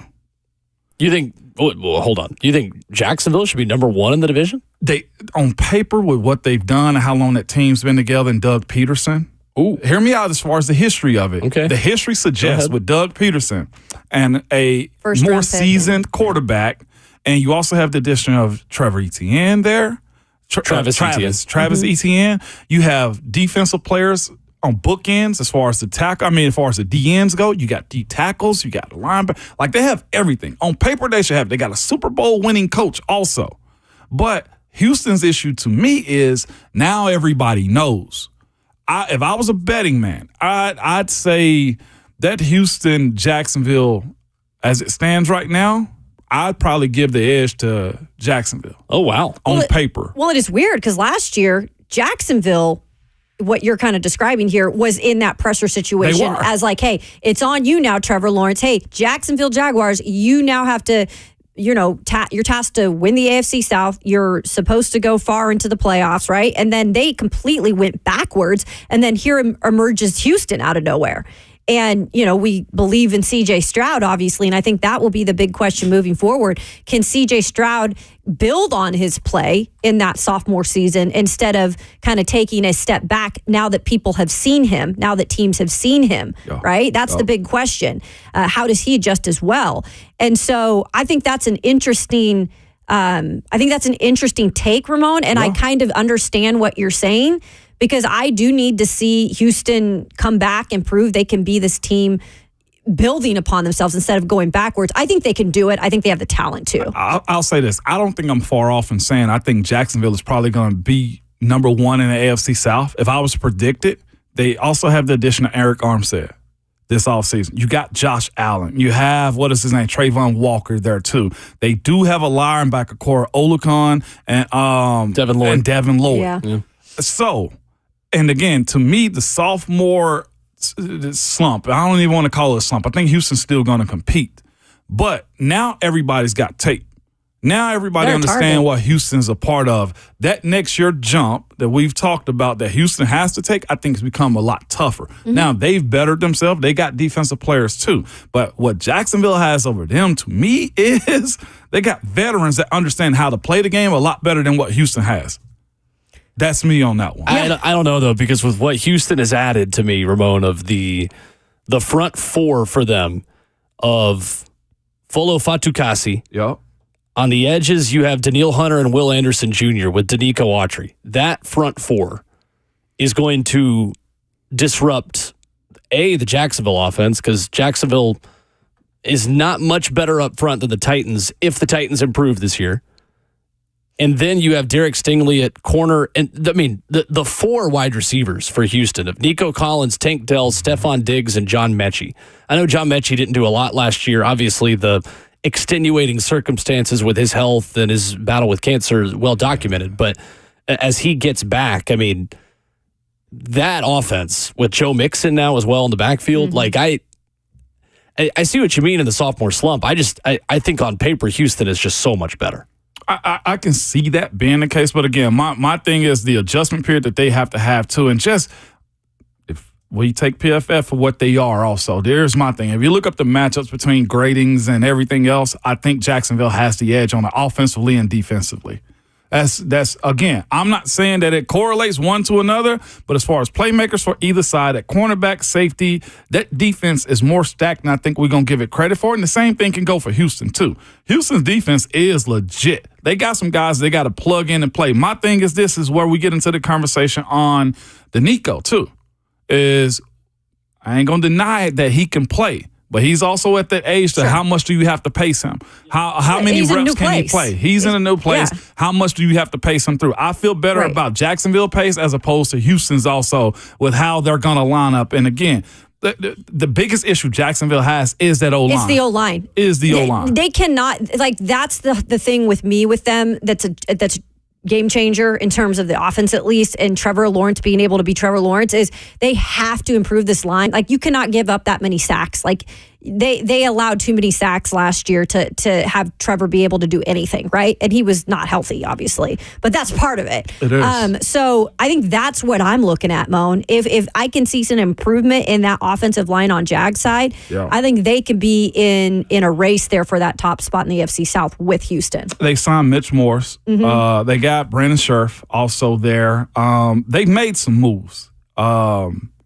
They got some players on Jackson. They got to get all this to mesh. They got more veteran, more experience, I feel like, and they got the second-year guy, Harrison, out of Oklahoma. Anton Harrison, who was not great last year. Was not. Rookie tackle, it happens. What was his PFF grade? Because I've seen people rave about him. Yeah, I think for a rookie, he wasn't 53. Terrible, but he was ranked 69th out of 79 players of his position. A to Z Film Room, if you haven't watched it, they put a video out on him a couple days ago, and they were very complimentary of him. So that's disgruntled reports. 67th out of 81. But I haven't gone back and watched him myself. His Anton Harrison, that is, you're talking about? Correct. His PFF overall grade was a 53, gave up 5 sacks, it said last year, but his pass blocking is a little bit better than I thought. It's a 60.7 for whatever that means. Okay, so he's not far from actually being in the the green, I guess, or the yellow. Yeah. He's in the yellow, going to the green. Giving up 5 sacks isn't huge for me. Like you said, he was a rookie tackle, but those numbers can be so skewed by him missing on reach blocks or him him not touching someone on a run play, which it can just be skewed. So for offensive linemen, PFF is not the end-all, be-all for me. But we talked about that Jacksonville giving up too many sacks last year. They had to put Cam Robinson on injured reserve towards the end of the year. Walker Little, a former second-round pick, had to play. They had to do a lot of shuffling. They traded for Ezra Cleveland at the trade deadline to add a guard. So I wonder if another year of these guys working together would help the offensive line a little bit. Left guard was their biggest. That left side was their biggest issue last year too. I remember them moving guys in and out during the game. Actually, they started with one guy and ended up benching him in the middle of the game. Sounds familiar. It does. Does it not? Yeah. Sure in the heck does. And they've obviously brought in their quarterback of the O-line and Mitch Morse now from Buffalo, very experienced player for an offensive line that gave up 35 sacks in 16 games, Trevor Lawrence. Which is kind of telling about how they feel about Luke Fortner. They drafted him in the 3rd round, and then they're just going to all right, we're going to bring in a mercenary to take your spot, kid. They're in win now mode with the quarterback, too. So at the skill positions, out of these 3 groups, I want to rank 1 through 3. Jags have Gabe Davis, Brian Thomas Jr., Christian Kirk, and Evan Ingram. The Colts have Michael Pittman Jr., Josh Downs, A.D. Mitchell, and I guess their starting tight end is Kylan Granson in Indianapolis. So best of luck with that. And then DeAndre Hopkins, Calvin Ridley, Tyler Boyd, Chig Okonkwo. 1 through 3 skill positions. Which groups would you want? Jags, Titans, Colts. Just on tight end as the edge goes to Jacksonville. And I get that part because Ingram he's almost had a second life in his career, right? 963 yards for Evan Ingram last year. Been phenomenal there. Would have been the second leading receiver on the Titans. They've already found a way to use him. 100%. I think they do have a little bit of the edge, but I do believe that the Titans could be there in terms of that. If Chig does take a step forward, I really do believe that. Because you look at D-Hop, Calvin Ridley, Tyler Boyd, those are solid. That's a solid 1, 2, 3 right there. It is. That's a proven. You've seen what they've done. So I think Jacksonville right now has a little bit of the edge. You're right, because of the tight end, because Evan Ingram has been really good for them. And I don't think that I'm not that high on Gabe Davis. I think he's fine. I think he's a solid playmaker. I thought the deal was appropriate, and I thought Jacksonville needed him. It's just that now that he's magnified in a bigger role, I want to see what that looks like. You know what? Give me the Titans. You got Titans over the Jags? What? Give me the Titans over the Jags. I don't know. Yeah, because also Brian Thomas Jr., unproven rookie. We don't know what we're going to get out of him. We don't. And Trevor Lawrence, like that's the biggest thing with quarterbacks and your first season with these rookies is can you build that instant connection to actually be able to benefit? So the aspect of that's interesting is the Colts clearly have the best offensive line in the division for me. Yep. 2 of the best tackles in the AFC, and a young one in Bernard Ryman who was excellent last year in his second season. But I would put them as the third skill position group. I think where this gets complicated, though, too, is that Jonathan Taylor has to be a part of any skill player discussion you have about the Colts.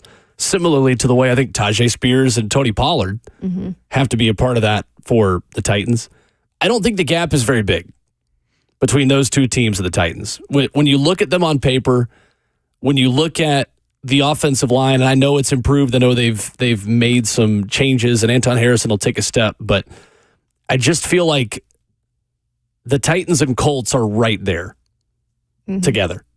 You factoring in Travis Etienne also for Jacksonville? I am, yeah. Because he's a huge part of it. And he was last year for him. For me, I've never been an Anthony Richardson guy. Okay. I know. And I'm not going to be. I'm not either. Well, Why does he get a pass? Why is there more optimism for him? Because Shane Steichen has done it before with quarterbacks of his profile as a play caller in the NFL. Yeah, I think he's just a freak, right? I mean, when he is on, he's on. I think it's also important to note for the Colts that they're kind of in the Green Bay model on offense, where every player that starts on offense for them was drafted by the Colts. They have 4 wide receivers who was drafted in the top 3 rounds. So you might not take their weapons right now, but as people develop, as people get to be in that system for longer, they will probably see the dividends of that on their offense. It's true. And Zach Bunch in the F&M Bank chat, he is a Colts fan. Yeah, Jelani Woods is probably considered their top tight end. He just didn't play last year. Yeah, he just was injured last year. Yeah. Right, but I think that's what they expect. That dude's like 6'8". I know. And I believe it was a groin injury. His relative athletic score was a 10.0. One of few players to ever score a perfect relative athletic score from Kentley Platty, our friend of the show. On the way out, we talked about, or Titans coaches talked about adding another tight end in the offseason to add some development or add some competition. How many tight ends do the Colts have on their roster right now? I'm going to go 6. I'm going to go 5. I was going to say 6, so I'll say 7. They have 7 tight ends on their roster right now. Thank you so much. And they have drafted 4 of them. Dang. Woo-wee. They believe in that TN. Jim Irsay wants his tight ends. Right. The next Bring thing all of them. we have to wonder is, what does Quentin Nelson do? Because I saw a guards list. He was like 16, 17 on that list now. For That's the number a 1 dip. dude in the world at one point in time. That is a dip for When him. I dip, you dip. We They dip. He dipped. What just happened? That was an old 90s song. Yeah, L90 right there. song. That's a good one. They put those on CDs. Yes. Those weird. It had singles Maybe Bert too. Bert will You could play it buy for on us CDs, today. You know, it was crazy. Wild times. Coming up, there was a record set over the weekend that is one of the more ridiculous things to happen in sports over the last year, and it is relevant for an event coming up this upcoming weekend. We've got that for you coming up next.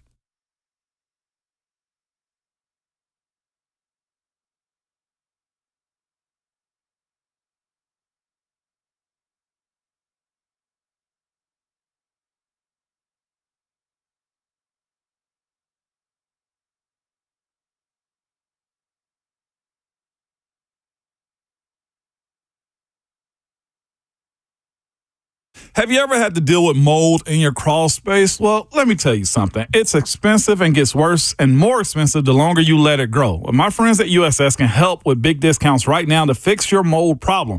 It's Ramon Foster, and United Structural Systems is offering you $500 off crawl space mold treatment. And that's a great deal considering USS is the most trusted and experienced crawl space repair company in Middle Tennessee.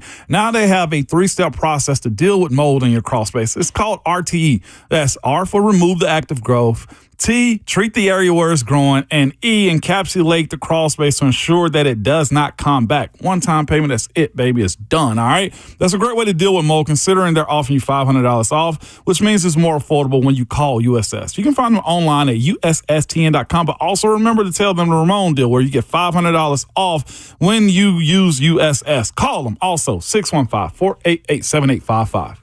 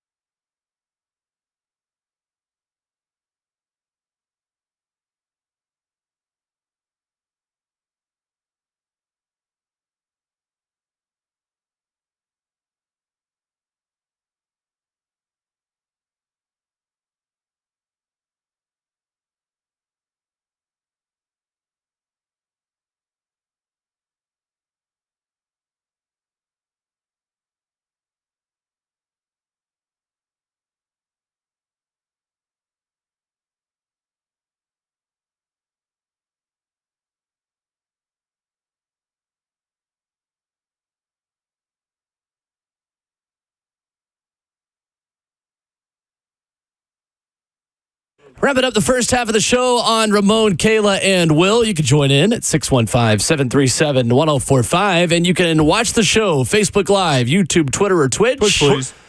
And if you watch on YouTube while you are there, hit the subscribe button for us. A very big day for the Zone yesterday. 10,000 YouTube subscribers. Let's go. 1045 The Zone. Thanks, I remember Bert. when we started 1045 The Zone TV. This would have been 3 years ago. Okay. The You did draft start in it, right? 2021. I did. Not me specifically. helped there were a lot of launch it. people involved, a lot of brains that came together on that one. It's yours. It's your thing. It's fine. And I remember when we crossed 1,000 Wow. back then because we didn't use our YouTube channel very much. So look at us. 10,000. That's huge. So help us get our next 10,000 and subscribe while you're there on YouTube. Never miss a Love show. that. I was a little offended. There were a lot of people in the chat that were like, I just subscribed. And I'm like, I see you in the chat every Every single day. day. Makes it easier for you to find us. So we are helping you Right. tune in every day. I did hear that. And by the way, as much as we love her, okay, because we like nice things around here. But Bert, your boo thing just subscribed live yesterday too. I'm wow. trying to figure Cheyenne? out. Yeah. Why hasn't she You subscribed? text Peyton, see if she's subscribed right now. Well, I can see she doesn't want to see Bert's face every day or every hour of the day. Right. She has to deal with me too much Right. as it is. Also, I don't like that she was on air yesterday. It went all to her head. Oh, I love it. You would think that all of those comments were directed right towards her. Someone said Cheyenne looks fire, and it's her first time interacting with any kind of chat. So she was like, "The chat loved me." I love I was it. like, "If you don't get, Eat don't it let up, me." Cheyenne. Nah, You keep- go, girl. Nah. We are like kids with candy. We need the chat to be taken away from us in general. she said, "Oh, I have a great radio voice." I was like, "Don't let the Be door real. hit you You on the way better back watch to out, Bert. hospitality." It was girl. necessary on that show yesterday, man. She brought some soothing sounds, Yes. Yeah, man. why don't you? I'm gonna be real. Let's like, hear you sing some metal. How about The that? nice tones of Jump in a Cheyenne. briar patch, on. Jump in a briar. So there was a Challenge me. stat over the weekend that I think it's important to put in perspective. So Scotty Scheffler won $4 million more, winning the Memorial over the weekend. Over the last 2 months, the 2 tournaments Scotty Scheffler has not won is when he was a felon. The PGA Championship, where he was tied for 8th, and the Charles Schwab, where he tied for 2nd with a pending charge that has, of course, now been dropped. little criminal. Criminal. We love This it. is Scotty Scheffler's last 8 tournaments. Arnold Palmer, win. The Players, win.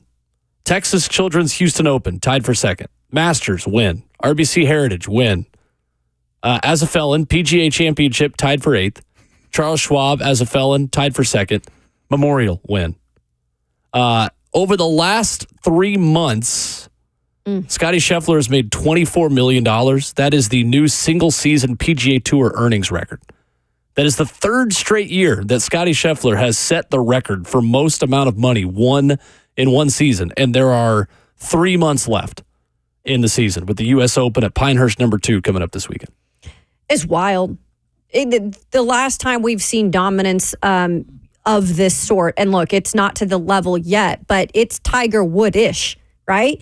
I mean, this is a guy who's doing it consistently. If he's not winning it, he's right up there in the top 5. He is actually the first golfer since Tiger Woods to win the Masters and the Memorial in the same year, which, by the way, the Memorial, Jack's tournament, it's a tough course. It's an elevated event. Yeah, it's an absolutely elevated event. So to win that is no small feat. So just to see the consistency with this guy, and yeah, he might not have, to us on the outside, the intimidation factor to these other golfers around him that Tiger Woods might have. But when you're winning at this level, I think it's probably really tough if you're a guy on tour to be like, I'm meeting this guy. No doubt about it. He set a line. He really set it up as far as like a standard moving forward. The question I have about the money though too is there are a lot of things to be given to Live because they've upped the purses also. Yeah, that's why the money is so much bigger, and that's why now Scotty Scheffler continues to set the record because he's not won as much as Tiger Woods did in his prime. But I mean, Tiger would have quadrupled the amount of money he made just from earnings on tour had he been in his prime now versus 15, 20 years ago. And I don't want to, take live anything. effect. Scotty's killing it. That's what Yeah. we're saying, right? Yes. He's killing it, too. And I'm glad for the sake of these pros, though, too, that the money has gone up. Because a lot of these dudes, of course, you get some of the purse regardless, but it seems to me, and I'm not as fluent as in golf as I probably should be, but the number should have been up. As much prestige has been given to that sport, those numbers should have been up. So shout out to Scotty for dominating. And he's keeping the PGA super relevant. Like, we can say that They have a guy. Yeah, Rory McIlroy's in the mix there because we still talk about Rory. He's back in them streets right? now, right? He Yeah, is yeah, in yeah. those streets, and he needs to win. Single is what that means. Single is what Right. The uneducated part of our audience. But who are we talking about on the Live Tour? Honestly, you guys, who are we talking about on the Live Tour? Because it's not Brooks visible to people, but he's still not Phil talked about as Mickelson. much. I think Brooks is talked about. As Scotty Scheffler every day, like social media. I don't see them as much in terms of like Does the the PGA have a mainstream bigger media. footprint, though, too? Well, it's Yeah, it does. visible. Okay. Like, The we're not media footprint seeing the is. Live tournament every weekend. And if you are, you're digging to see it on the C-Dub. Okay. But like, you're seeing, if you're flipping through the channels, or if you are a golf fan, it's easy to just access where the tour is. Brooks right? and Bryson have major followings Bryson, in yeah, Live. Bryson yeah. DeChambeau and Brooks Koepka, and everything Phil Mickelson does is always going to be followed. And I mean, I think there is a good bit of following around those guys when they come back to the majors, but you're not tuning in to watch them on a Saturday Right. the way that you are Scotty Scotty. Scheffler. That and Live money, Colin Morikawa. that Live money that they got paid out last year and stuff, that's money in the bank to them already? Yeah. Oh, yeah. Wow. Mm-hmm. Wow. Yeah. And now they can go back and forth between the two leagues still. Well, Not only yet. majors. Oh, not yet. Yeah. Yeah, and majors aren't PGA events. Right. Those are just majors. So Even the PGA Championship isn't even a PGA Tour event because that's the PGA and the PGA Tour are different entities. Masters not a PGA Nope. event? That's a major. Yeah. I appreciate y'all enlightening me. So U.S. Open this weekend, we'll have Live guys. U.S. Open considered by many as the most difficult major to win. Ooh. And where is it this year? I can't. Pinehurst Yeah, Pinehurst. up in North Carolina. Look at that. Pinehurst number 2. One more question before we go. Why is the Open so hard if there's in different if they are in different places? Insist on the golf course being as difficult as possible, and the field is difficult to make. Okay. Small field. Okay. So there you go. 615-737-1045. We've got a start time for Tennessee, Florida State in Omaha. We'll tell you everything you need to know about the first team up for Tennessee and the importance of winning game 1 in Omaha next.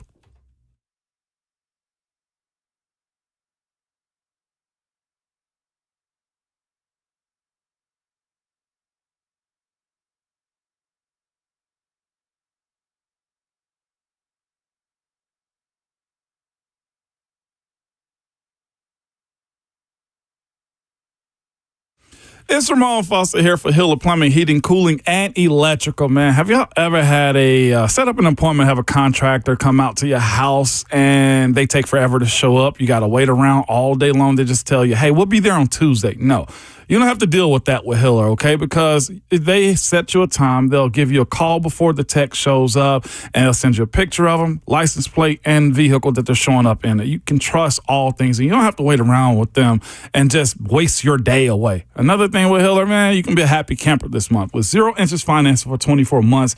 Also, let HVAC systems, generators, and tankless water heaters, all right? Or just simply take advantage of the deals that Hiller have, which is the $99 drain cleaning special right now. Take care of your home systems before before the peak summer temperatures hit, and y'all know it's going to get toasty here in Tennessee. So visit happyhiller.com today for details.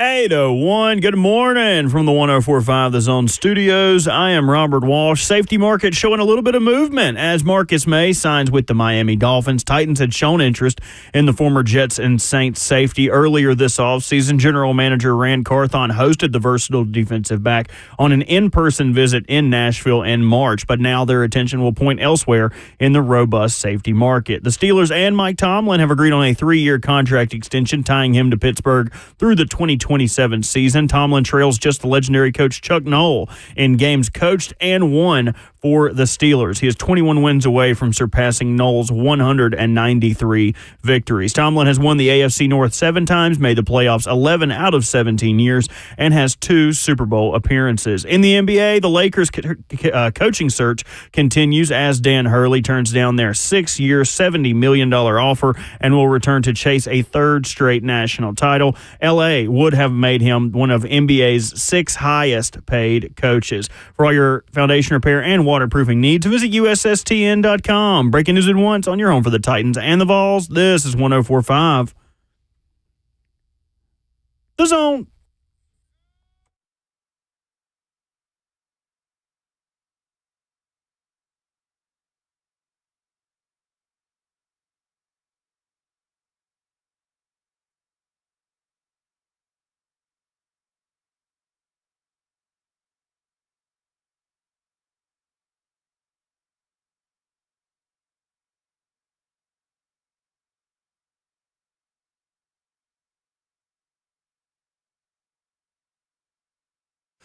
And the show goes on for 2 more hours right here on Ramon, Kayla, and Will. RKW, Ramon Foster, Kayla Anderson, Robert Walsh, Will Bowling. You join us at 615-737-1045. Stream us on 104.5 The Zone TV and on the 104.5 The Zone app. And you podcast the show wherever you download podcasts. The second it ends, you got all 4 hours right there at your fingertips. Apple Podcasts, Spotify. We would love for you to hit the subscribe button while you are there, catching up on all of the interviews and conversations you miss every single morning right here on RKW. And one of those conversations will be with VolQuest's Austin Price coming up in 20 minutes. He's got some notes on some official visitors for Tennessee and Knoxville this upcoming weekend, and one big man that was on campus over last weekend, who the Vols seem to be making quite an impression on. So that's coming up in 15 minutes. Tennessee and FSU, guys, will be Friday night at 6 o'clock from Omaha. And Tennessee's side of the bracket, where the Vols are in the ACC Invitational, will include Florida State, Virginia, and North Carolina. Bottom side of the bracket, the SEC Invitational featuring NC State, consisting of Kentucky, Florida, and Texas A&M. This is going to be wild. Like, this is some really high-caliber baseball in Omaha for the next couple of weeks. It is. I mean, the ACC clearly has earned its way to this spot with that many teams, and the SEC, we all know. We hear it. We watch it day in and day out during the season. We know the caliber of baseball that's being played in this conference as well. So to have 2 of those meeting together, I mean, it's going to be a tough bracket, whether you're on that side or this side. It's going to be a tough journey for any of these teams, because I do feel like these are some high caliber baseball teams that have made it to this point. And not only just that, just the bats that they have in a scoring. Absolutely. Scoring is high with each one of these groups, man. It's really cool. Even last night, looking at the NC State game, like Georgia was trying everything they could. They had everything locked tight, man, but the bats of NC State were just missiles out of the park. And I think one of the commentators last night was like, and it's in the trees before it even hit the trees. It was like, it's in the tree. It was Tom Hart that said, and there's one in the trees. But right there, it was landing as soon as he finished the sentence. Like, he knew it, man. And every team can hit homers, or every team can spread the ball around is the way I look at it, too. So to your point, Kayla, this is probably one of the more, I hope, for our sake, is one of the most competitive College World Series in Omaha. 7 of the 8 teams that made it are top 16 national seeds. That is the first time that has happened since 2013. So Friday, you have at 1 o'clock North Carolina, Virginia, and then 6 o'clock Tennessee, FSU. Saturday, 1 o'clock, Kentucky, NC State. 6 o'clock, Texas A&M, Florida. Wow. That's a heavyweight matchup. All of them at this point, honestly, are heavyweight matchups. And there's an opportunity. Again, guys, if Tennessee can hold its own on its side of the bracket, there is an opportunity for another SEC versus SEC final and another SEC team winning the College World Series for like the fifth straight year. This is the 98 championship right here, ain't it? Sure is. Tennessee, Florida State. Right. This is the 98 championship right here, man. Florida State, by the way, I ain't know a whole lot about them just in general. But when they dropped, and I know you go above the Mason-Dixon line in baseball sometimes, like the talent somewhat drops off, although Notre Dame dropped off Tennessee a couple years ago. But for Florida State to do what they did to UConn, 24-4 in game one. It happens, yeah. 24, and I think they scored 9 in the 7th inning or something. Right.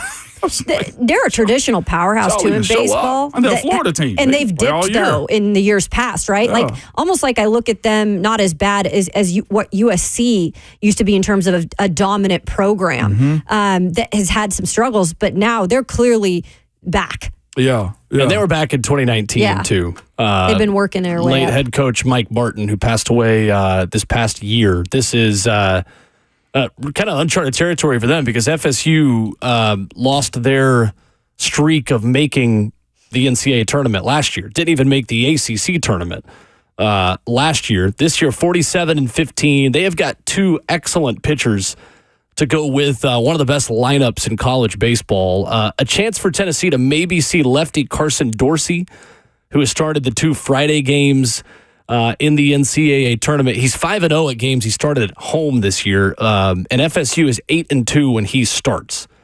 4.67 ERA, 81 strikeouts, and 70 innings almost.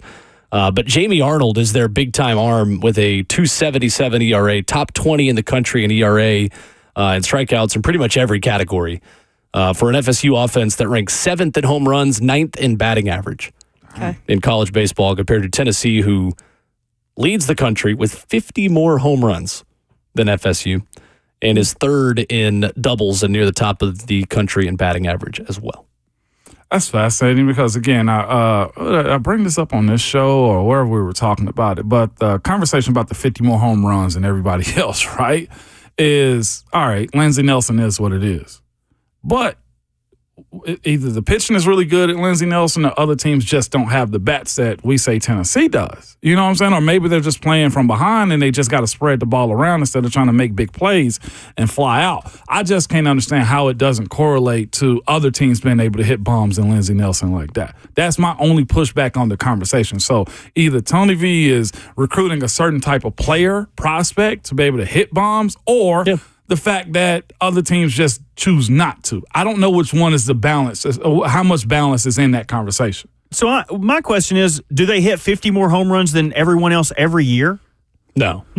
So just people on the outside are going to say that, like, oh, they play in a small park, that's why they hit so many home runs. But like, that doesn't make sense, because wouldn't they do that every single year if it was as big of an advantage as everyone is making it out to be? And it's also a disadvantage for your pitching staff. And Tennessee has the top ERA in all of college baseball in terms of the pitchers they have, and their staff earned run average is number 1 in college baseball. So there's two sides to it. And in the same way, it's, Tennessee can't win in Omaha. Yeah, but they're really good pitchers now, are great pitchers in Omaha as well, because that's a bigger ballpark. Right. It is. So it's a lazy argument. It is. It's a very lazy argument. It's a national conversation is what it is, essentially, right? Like the ones that see it like, they're playing a small park.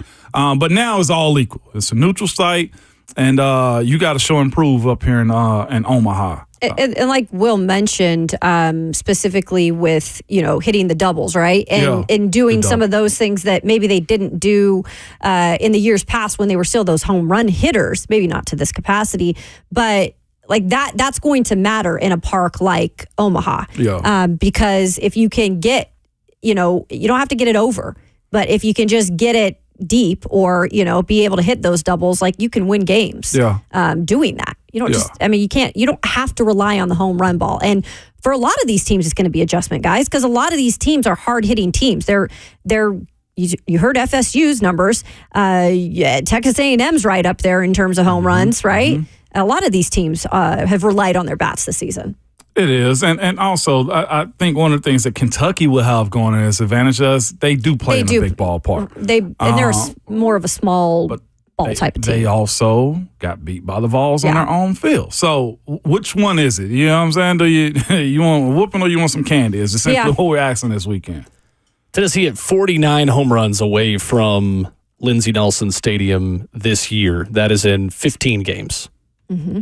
So 49 divided by 15. I'm doing math in real time. That's never Love good. that, Will. 3.3 per game. 3.3. It's pretty. That's still pretty legit. Pretty good. I mean, that average is having 7. Yeah. You're talking about the Vols, right? The average of having 7. So they hit 124 home runs at home in 44 games. That's 2.8.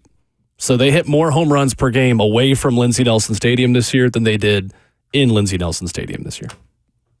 Yeah. As you said, that's an outsider conversation. Math in real time is correct, which I'll count on you more than me. Sometimes it can be wrong, but even if it's wrong, we can just lie to people. Exactly, and right? I mean, all right, easy. Exactly. No, it is right a little. because it looks like these stats on D1Baseball.com are updated because they got Christian Moore at 32 homers. I also wanted to mention too, just in terms of this field, like Virginia is sneaky. Like Virginia is always in the freaking mix. It's like for the past several years, you'll always just be like, oh, maybe they haven't won it but they've won it in the past, and they always find a way to get in. Like that's just one thing I thought about too is, Virginia's there again.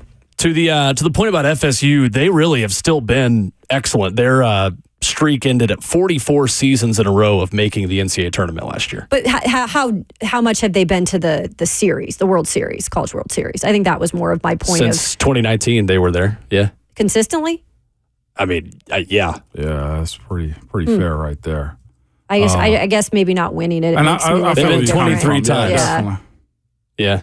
They've been runner-up 3 times, but yeah, they've been around. This team does not have that experience, though. That, I think, is where Tennessee has the advantage, certainly over Florida State, that their guys have been there and been in this scenario. But they've been 1, 2, 3, 4, 5 times since 2010, Florida State.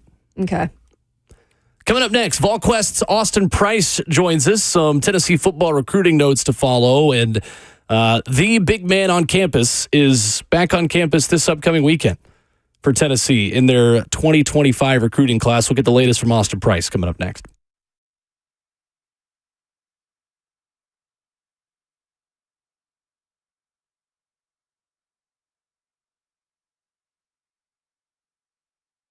It's Ramon Foster here for Artisan Custom Closets, y'all. Summer is here, which means the kids are running around. Outdoor activities, lawn care, pool parties, you name it. Guess what? They end up inside of your house. Kids get tired, they just drop it in the garage or drop it in the mud room, drop it in the living room.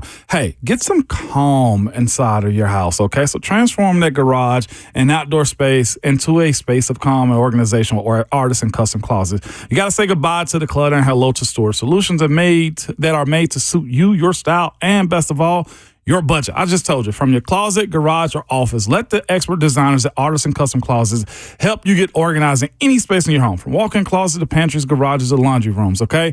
Artisan Custom Closets, they are local, and they're not a large chain business. Not only are they local, but their products, they are manufactured right here in the Southeast. It's not a cookie-cutter design, but it's customized directly for your home. So, as the summer gets going and you're trying to get some calm inside of your home, you got to call Artisan Custom Closets, 615-800-2199, or visit artisancustomclosets.com.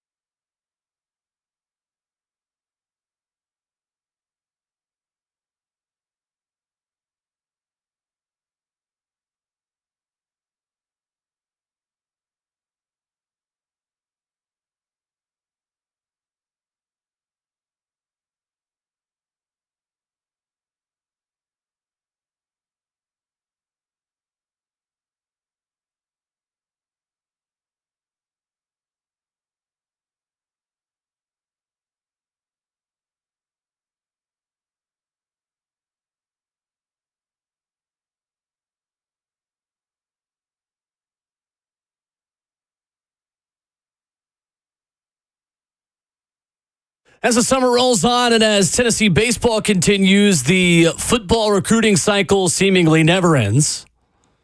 It's Ramon, Kayla, and Will, RKW, right here on 104.5 The Zone. Your Tuesday mornings at 8:20 include Austin Price of VolQuest and On3, who joins us right now at Austin Priceless, where you get the very best covering the Vols on Twitter. Austin, what's going on? How are you? No, I was just thinking, when the glass broke, like does Hubs have a specific set of music y'all play for him every week? Country. So he gets country music. Once Robert Walsh learned that he is a country music connoisseur, 90s country. He is an Andy Griffith connoisseur. That's true too. This Friday, I need the Andy Griffith theme to play. Perfect. That works. We usually fantastic. Austin, we commonly, when Brent is on, I will get a text question from a Grant R in Blount County who will ask an Andy Griffith themed question for Brent. Seemingly maybe once a month, once every other month that happens. So that is we have learned a little bit about the Andy Griffith love. Buddy, it's fantastic. And I'm sure that Kayla has no clue what Andy Griffith. I just whistled it. Did you not hear me just whistle it? I absolutely. No, I did not. Did you watch it growing up? There's reruns on. Most people that were from the South, you ask somebody from Pennsylvania about Andy Griffith, and they look at you like you got 12 eyes. Nah, I know what it is. My husband's from Alabama, so I've been cultured. Okay, there we go. Perfect. So, yeah. Last year when Gabe Judy Lolly was on the team, Grant and I used to always say that Hubs at some point during the Ball Network broadcast was going to go Judy. For those Andy Griffith people that know what I'm talking about. We're going to need to bookmark that, Austin, because I don't know if you've been following what's going on here in Nashville, but Gabe Judy Lolly has actually had a pretty impressive offseason with the Titans. He has been a guy that has impressed a lot of media members, and I think there's some optimism he could, challenge to make this roster, this training camp. Well, he's got a lot of self-belief. When he took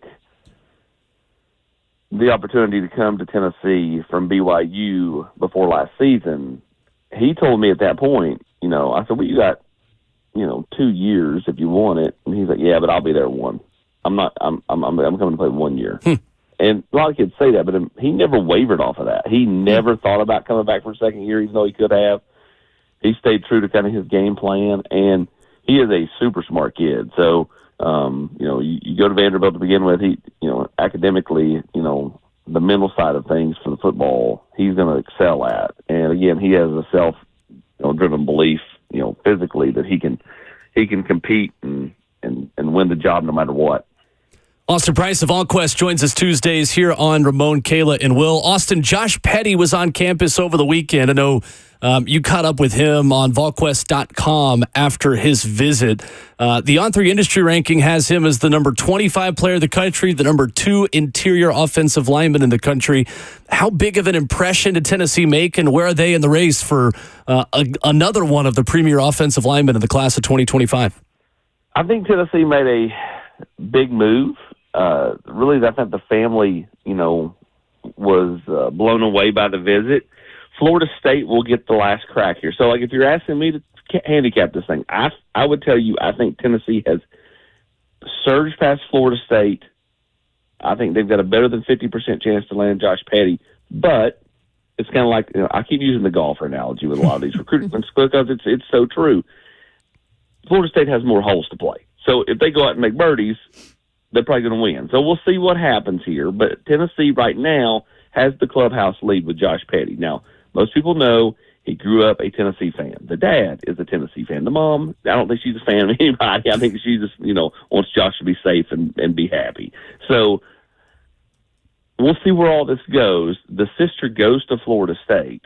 So it will be interesting to kind of see where all this kind of, shakes out in 2 to 3 weeks. But I do think a decision's likely coming before the 1st of July for Josh Petty. So Tennessee will have to survive the Florida State visit. He's at Ohio State this weekend. I don't worry as much about them. Florida State's the visit you have to worry about if you're Tennessee, but Tennessee's definitely in this one here with a couple of weeks left. Austin, that's one thing I interjected Will right there to jump in on this question. How many times have you heard that about the Vols? These guys grew up as a Tennessee fan, and this small missteps that happen or just the coaches don't understand the weight of the recruit. We got Josh Pettit. We've heard, of course, of the Trevor Lawrences, and you don't even want to know how many guys I play with. It's like, yeah, I wanted to go to Tennessee, but you guys were Adidas. Like, we don't have to deal with that no more, okay? But how many times in recruiting, Austin, have you actually heard that be said? There's been a few. Obviously, you're going to get that from time to time. And with a lot of the kids that are coming through in the last several years, they've never known Tennessee to be good. I mean, you were in school the last time Tennessee went to Atlanta. And so Tennessee had, so many years of just kind of bleh, And so I think for kids, I think it depends on kind of, where their parents kind of grew up cheering for and watching and, kind of, seeing where their fandom was. And so I think every kid's different. And once you become a recruit, I think you have to look at it from a much more broader scope. It's not as, oh, man, my dad loved Tennessee. I loved Tennessee growing up. I'm going to go to Tennessee. It's what gives me the best chance to succeed. And then there are other factors now, NIL and this and that. So it's never just as simple as just, kid grew up school a fan of school X and they decide to go there. There's a lot of factors now involved in every recruitment. There are kids that visited other schools last weekend, not this past weekend. So like 9 days ago, that school said, man, we're taking you, you're in. And the kid said, I'm in. And a week later, they have went in a different direction, and that kid's no longer going to that school. Like the recruiting game has changed so much that it literally is so fluid, it's ridiculous. And it's why when you're covering it, you just kind of have to. I don't want to play Switzerland because I don't think that's any fun. But you have to really, if you're going all in and saying this kid's going there, you got to really have it from every angle because it can change on a dime from each side. Austin, with David Sanders scheduled to be back on campus this upcoming weekend, George McIntyre in there as well. I'm curious, how many frequent flyer miles does David Sanders have in Knoxville? And when you visit a team that much as an uncommitted prospect, what is he hoping to gain from these visits? What is the process like for someone who is a five-star talent, one of the top players in the country, who I feel like every other week we're talking about with you, him going back to campus like he is this upcoming weekend? Well, no frequent flyer miles. He's on the record as saying his parents make him drive through the mountains just to kind of get a feel for what it would be like if he went to Tennessee. And this one's the big official visit. So all eyes are on David Sanders, but there are so many official visits this weekend. I mean, Tennessee's looking at around 25 or so. It's going to be wild. I mean, you've got Juan Gaston here, Deshaun Brame, George McIntyre. It's a who's who, Jacoby Ward. It's a massive weekend. And so David Sanders, will get all the love, but he'll also, I think, because, he talks to George McIntyre a lot, I think in a lot of ways he can also help play host. I'm not saying he's locked into Tennessee because I don't think that's the case.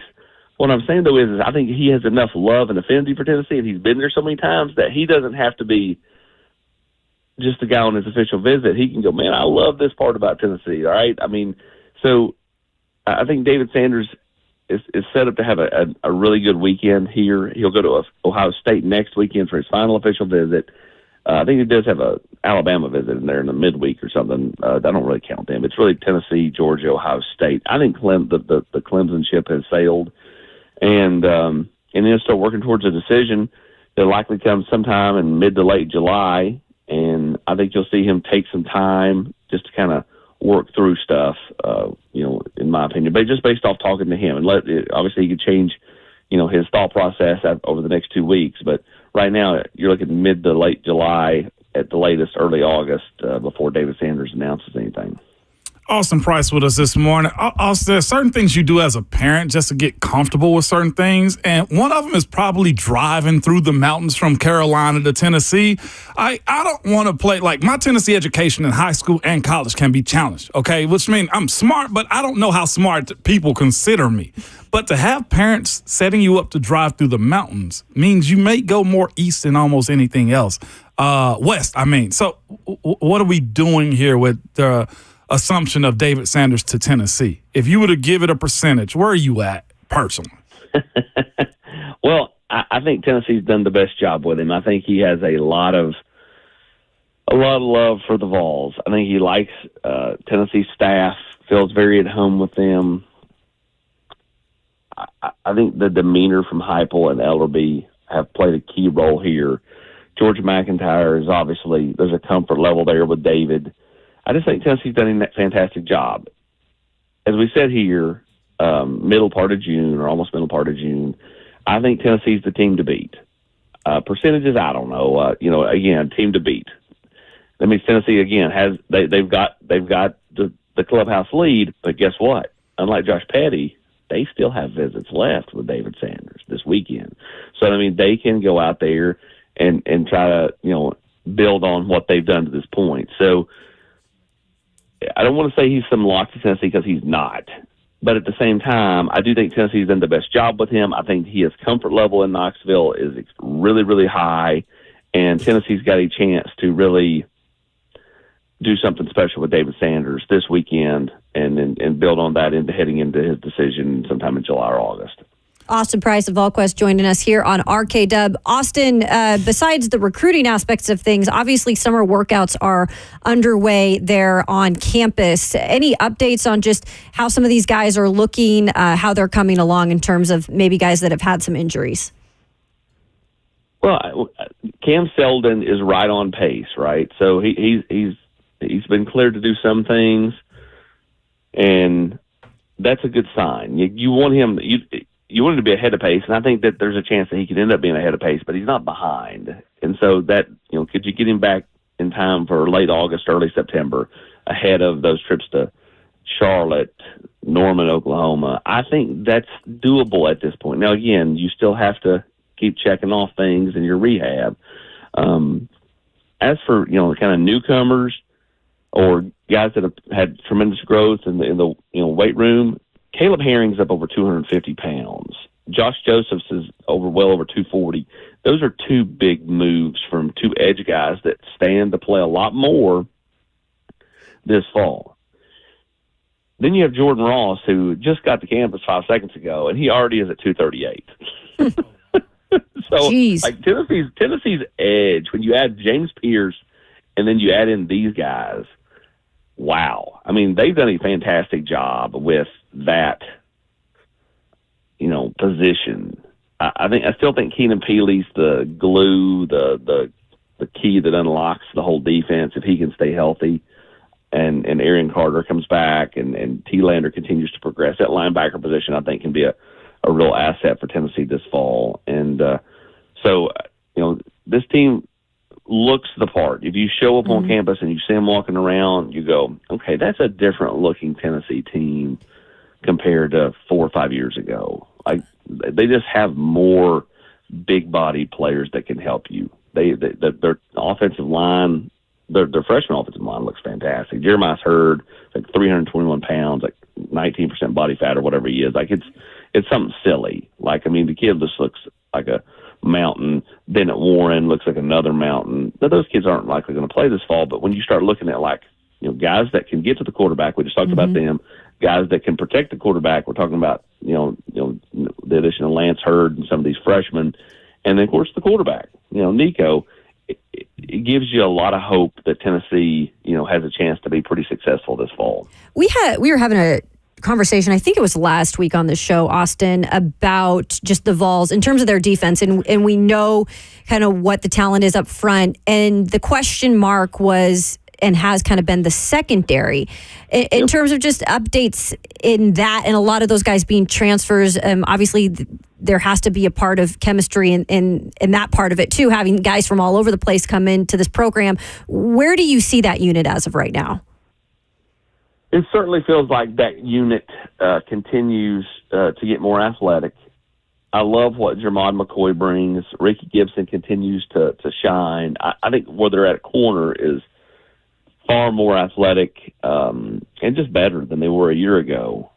Safety, that's the great question for me. Where are they at at safety? What does Jacoby Thomas bring? Andre Turrentine, Will Brooks, John Slaughter. You go right down the list. Jalen McCullough played so many snaps on defense, even in blowout games.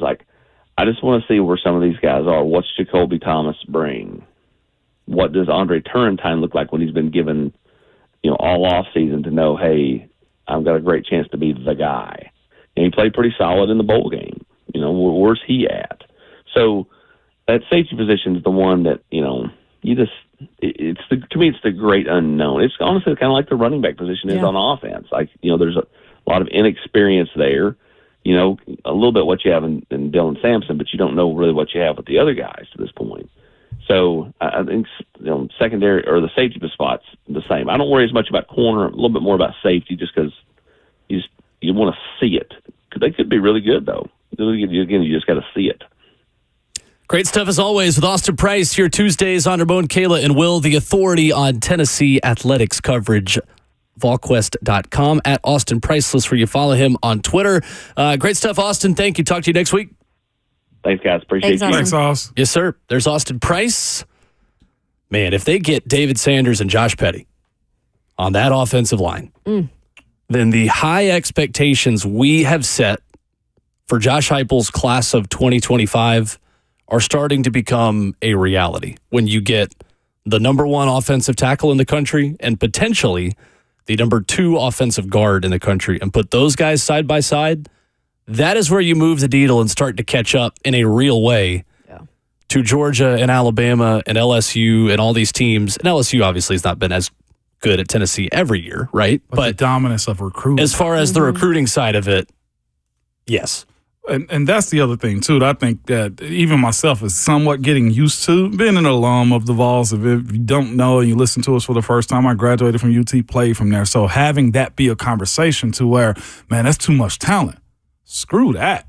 Legitimately, we've watched Georgia as of late go first rounder after first rounder after first rounder at the tackle position. Am I lying?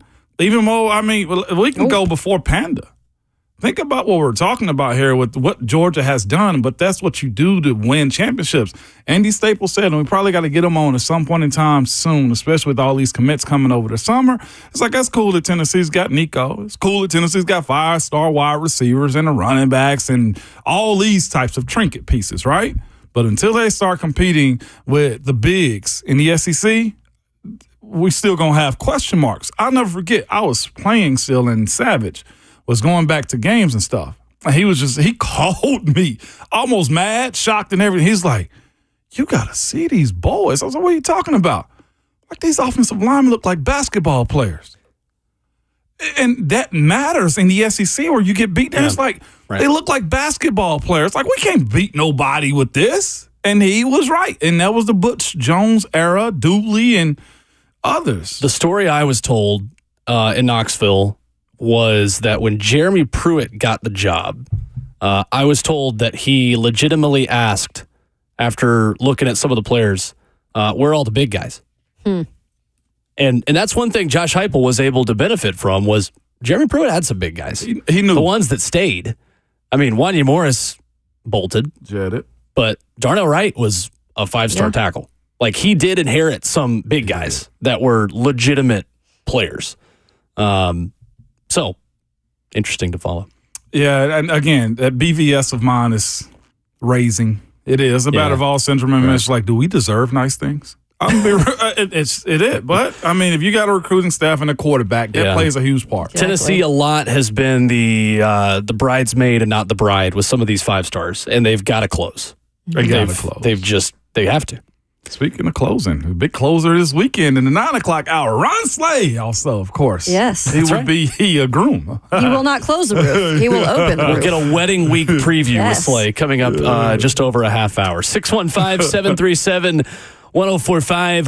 Lots of mini camps opening yesterday. We'll hit the NFL headlines when we come back.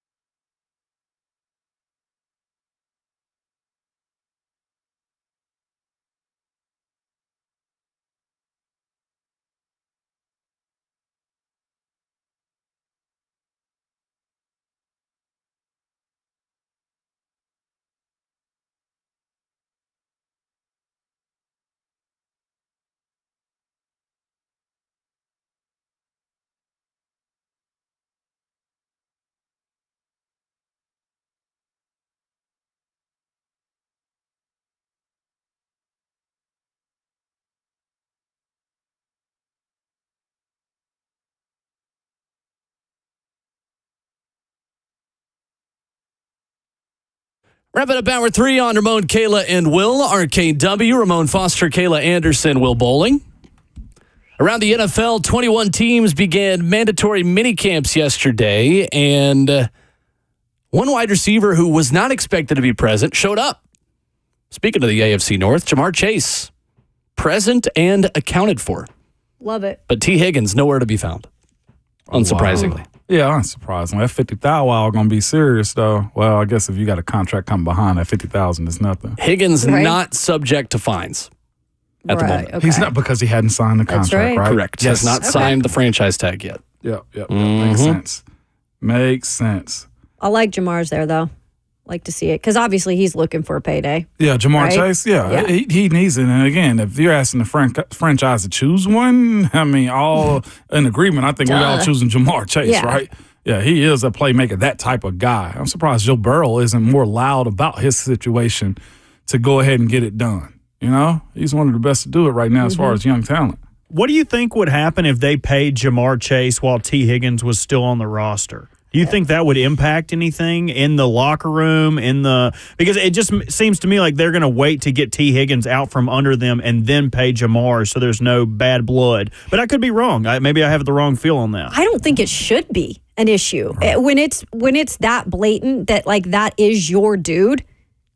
I don't think there should be bad blood. But again, we're not in that room. We don't know what T. Higgins camp is thinking right now or what T. Higgins is thinking. Because, I mean, he's done enough to be a paid, not a top paid wide receiver, but he should get paid at some point. But it's just kind of the bad thing with having both of them at the same time that want to be paid. I guess that's what makes it tough, right? But I don't think it should be anything against Jamar Chase or bad blood if he gets paid now. It shouldn't, but the Cincinnati has to find a balance right now, too, because they do have a situation where they're back at having an abundance of talent. I think they had that with the Pac-Man era when they had Whitworth there, they had the quarterback, and et cetera.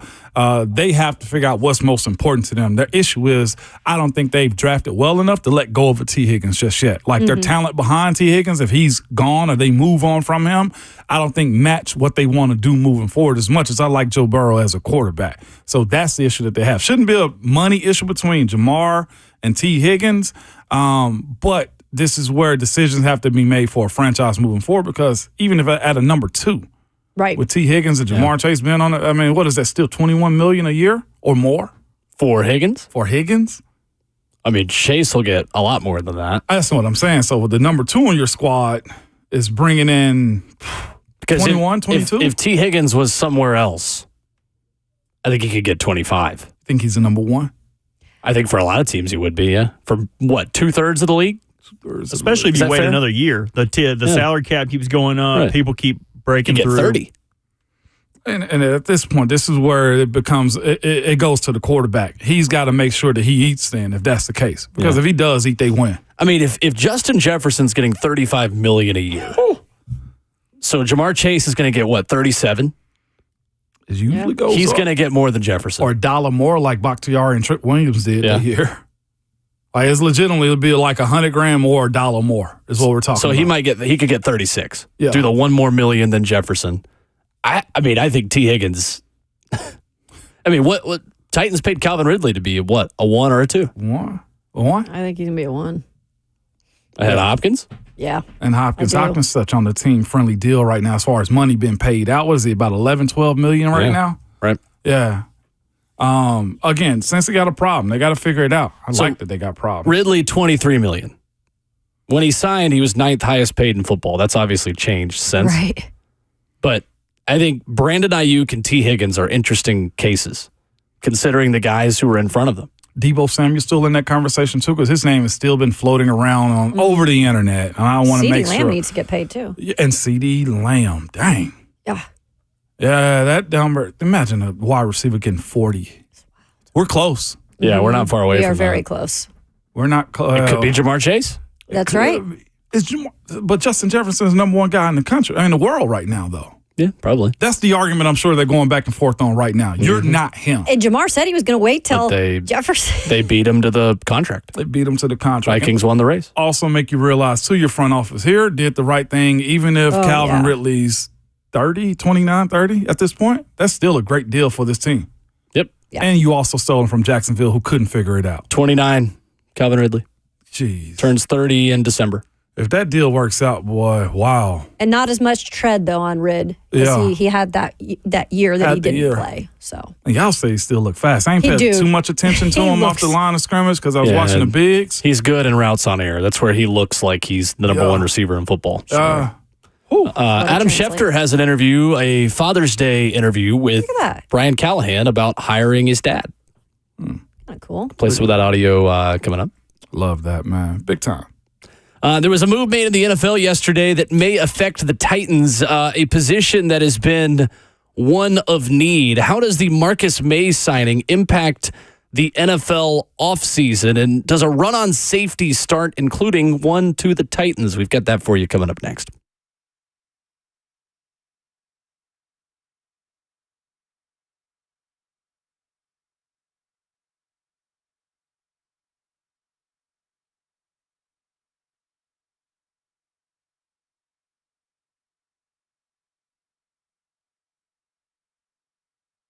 Hey, it's Will Bowling. If you're running a fast-growing business in Nashville, listen up. NetSuite's Business Grows Here event is coming to Nashville Tuesday, June 25th. Don't miss it. Why Nashville? Well, because NetSuite knows Nashville is a hub for entrepreneurs with forward-thinking founders, a top talent pool, and pro-business leadership. Apply to attend the business event of the year, Business Grows Here, taking place at the Conrad Hotel on Tuesday, June 25th. You'll learn how Tennessee is paving the way for new business growth and capital. See how technology fueled by AI is shaping the way we grow and run our businesses. And you'll be inspired by leaders who have built and led billion-dollar businesses like Jamie Simonoff, founder of Ring Video Doorbell, and Burke Nihill, CEO of the Tennessee Titans. NetSuite by Oracle, Business Grows Here, is free to attend if you qualify. So apply right now to find out because seats are going quickly. Block out your calendar Tuesday, June 25th. Apply right now at netsuite.com/Nashville. That's netsuite.com/Nashville.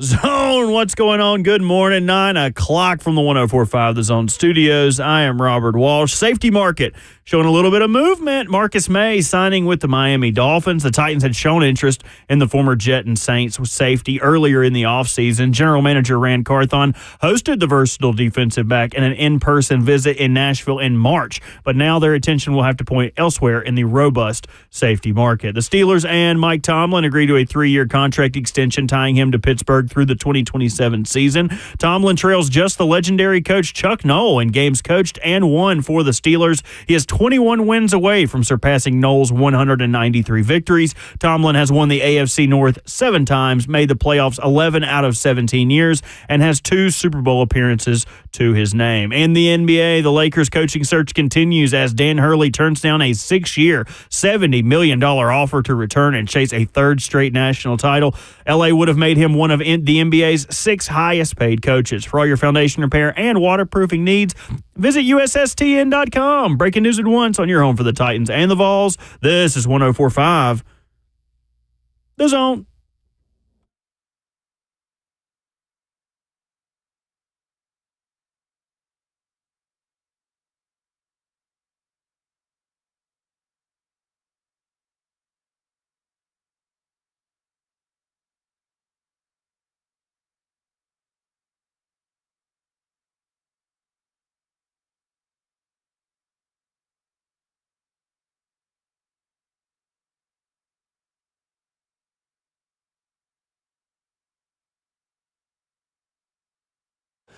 In we go to the 4th and final hour of your Tuesday morning. Ramon, Kayla, and Will, RKW 104.5 The Zone. Ramon Foster, Kayla Anderson, Robert Walsh, and Will Boulding with you. I had to let that last line breathe for a minute with Robert Walsh, considering the turmoil Buck Rising has put him through over the last 24 hours. Internet's Robert Walsh. Let's go. Produces this radio program weekday mornings from 6 to 10. He's everywhere. Helped us get to 10,000. 10,000 subscribers on 104.5 The Zone TV because of Big Bert. Look at that. Big Bert. Team player. I don't want much of that credit. I'll take the last 40. The last 40 I will take credit That's for. big time. You facilitated a lot of good things around here, Bert. We're going to give you your flowers whenever they do. Yeah, 100%. And I say Big Bert because he has a big reputation. Oh, Yeah, okay. Let's make that clear. You can call me big as long as you call me back, Will. I didn't mean it like that. No.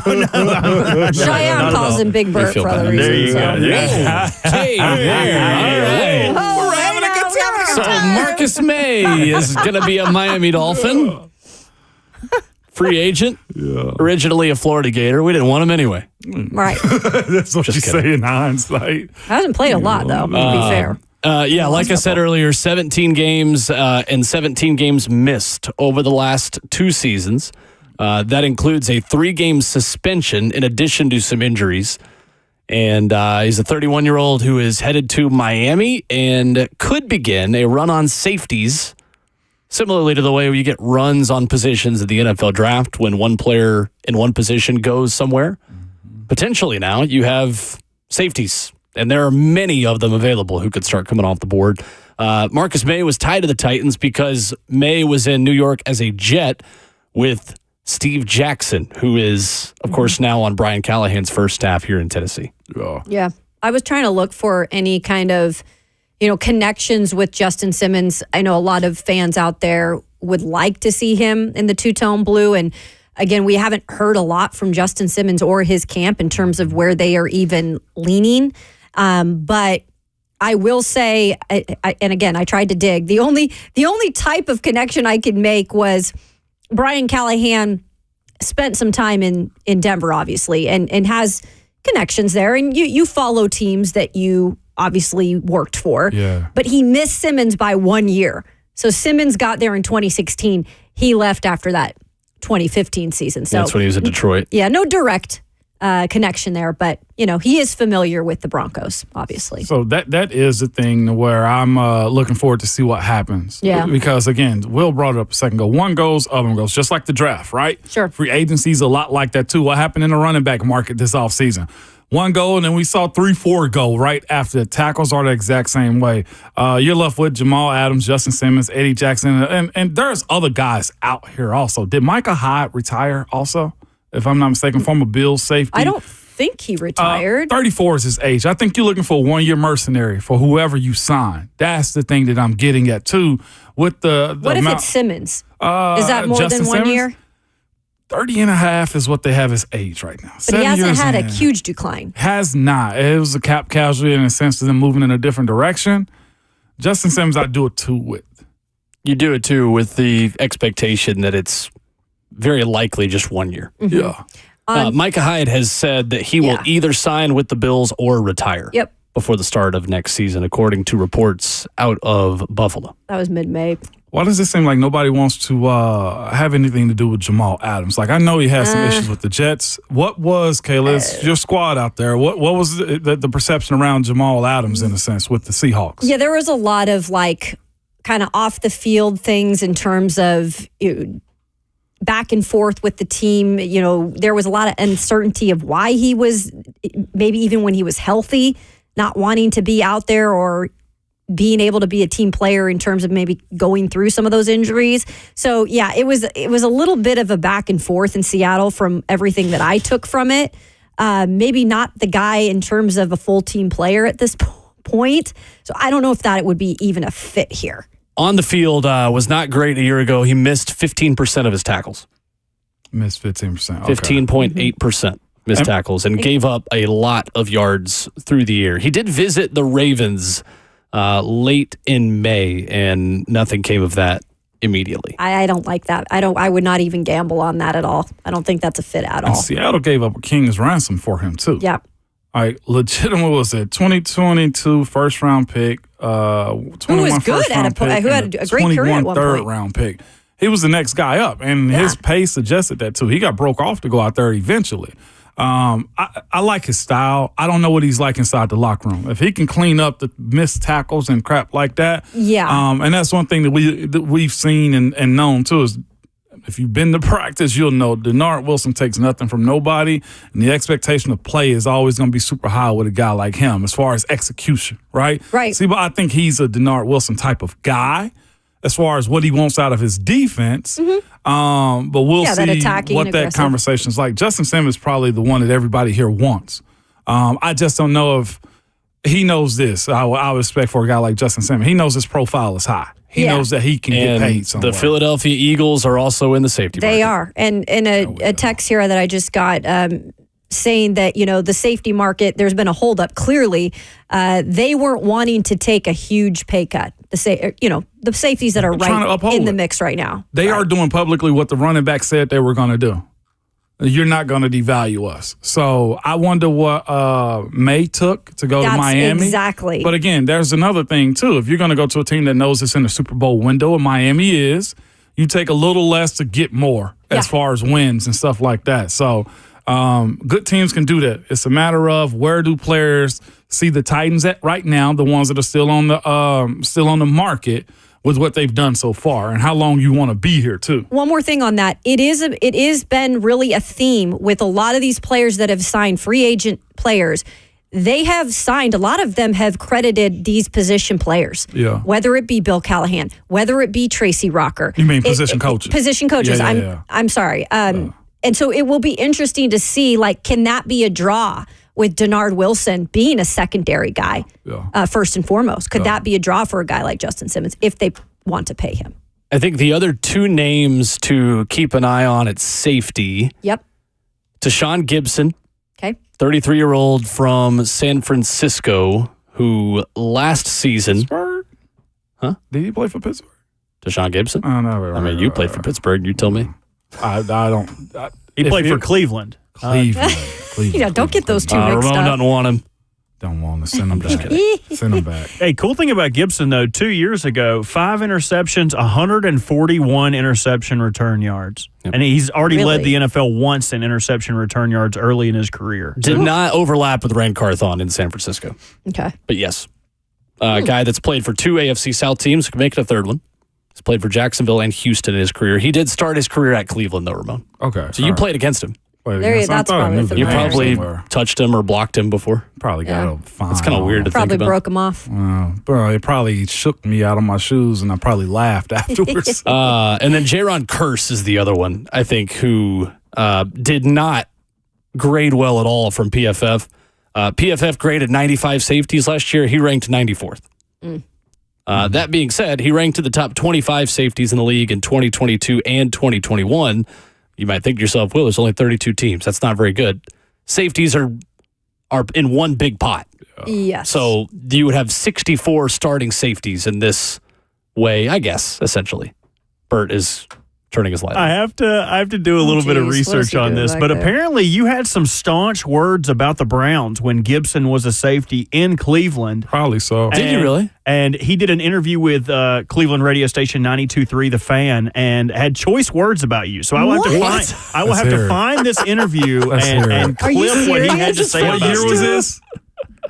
2014. 2014. This is great. I was wilding in. I think you brought this up because you knew who this was. Yeah, that's what I'm saying. I was wilding in, Bert. Definitely find that all. It has a broken link, so let me see if I can find the interview because I have to know what he said about you. What's the context of it? Do you have it so far? It said, after the game, the Steelers chirped, but players like Deshaun Gibson had none of it.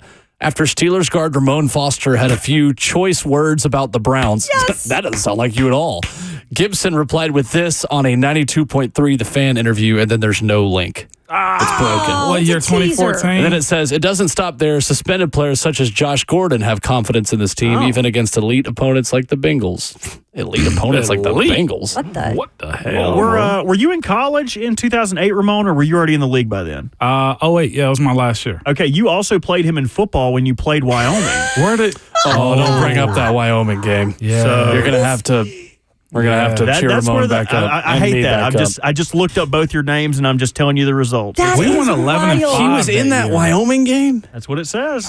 Dude, Ramon, that is crazy. He triggered you. Like, that name triggered you. Cleveland's always played us hard. Yeah. We lost to them. We split games that year. Cleveland's always played us hard. That's why I've never respected them because I'm like, man, y'all lay down for everybody else. You fools want to play us like it's your Super Bowl.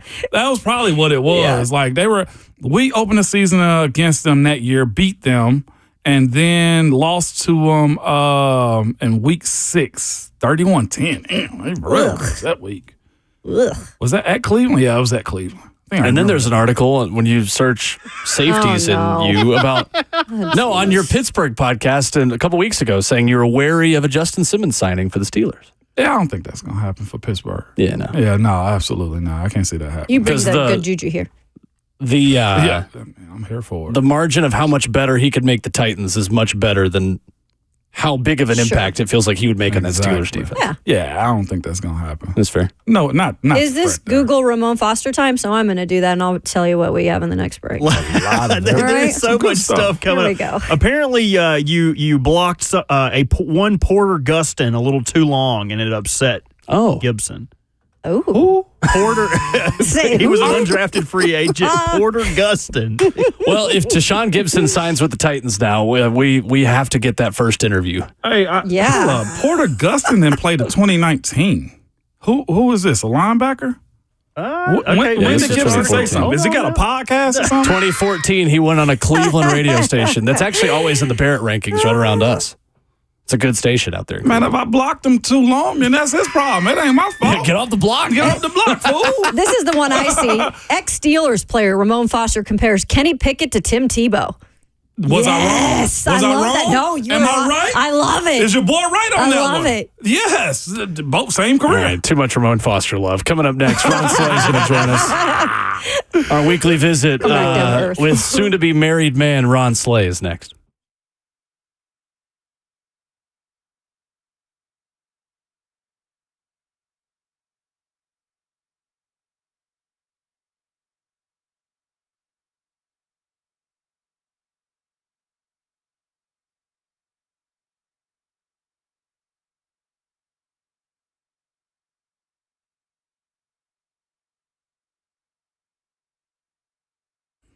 Hey, it's Kayla and Ramon for our friends at Window Nation, and now is the perfect time for you to go ahead and check out your windows. Maybe it gets cooler here at night right now, so you're trying to lift them up.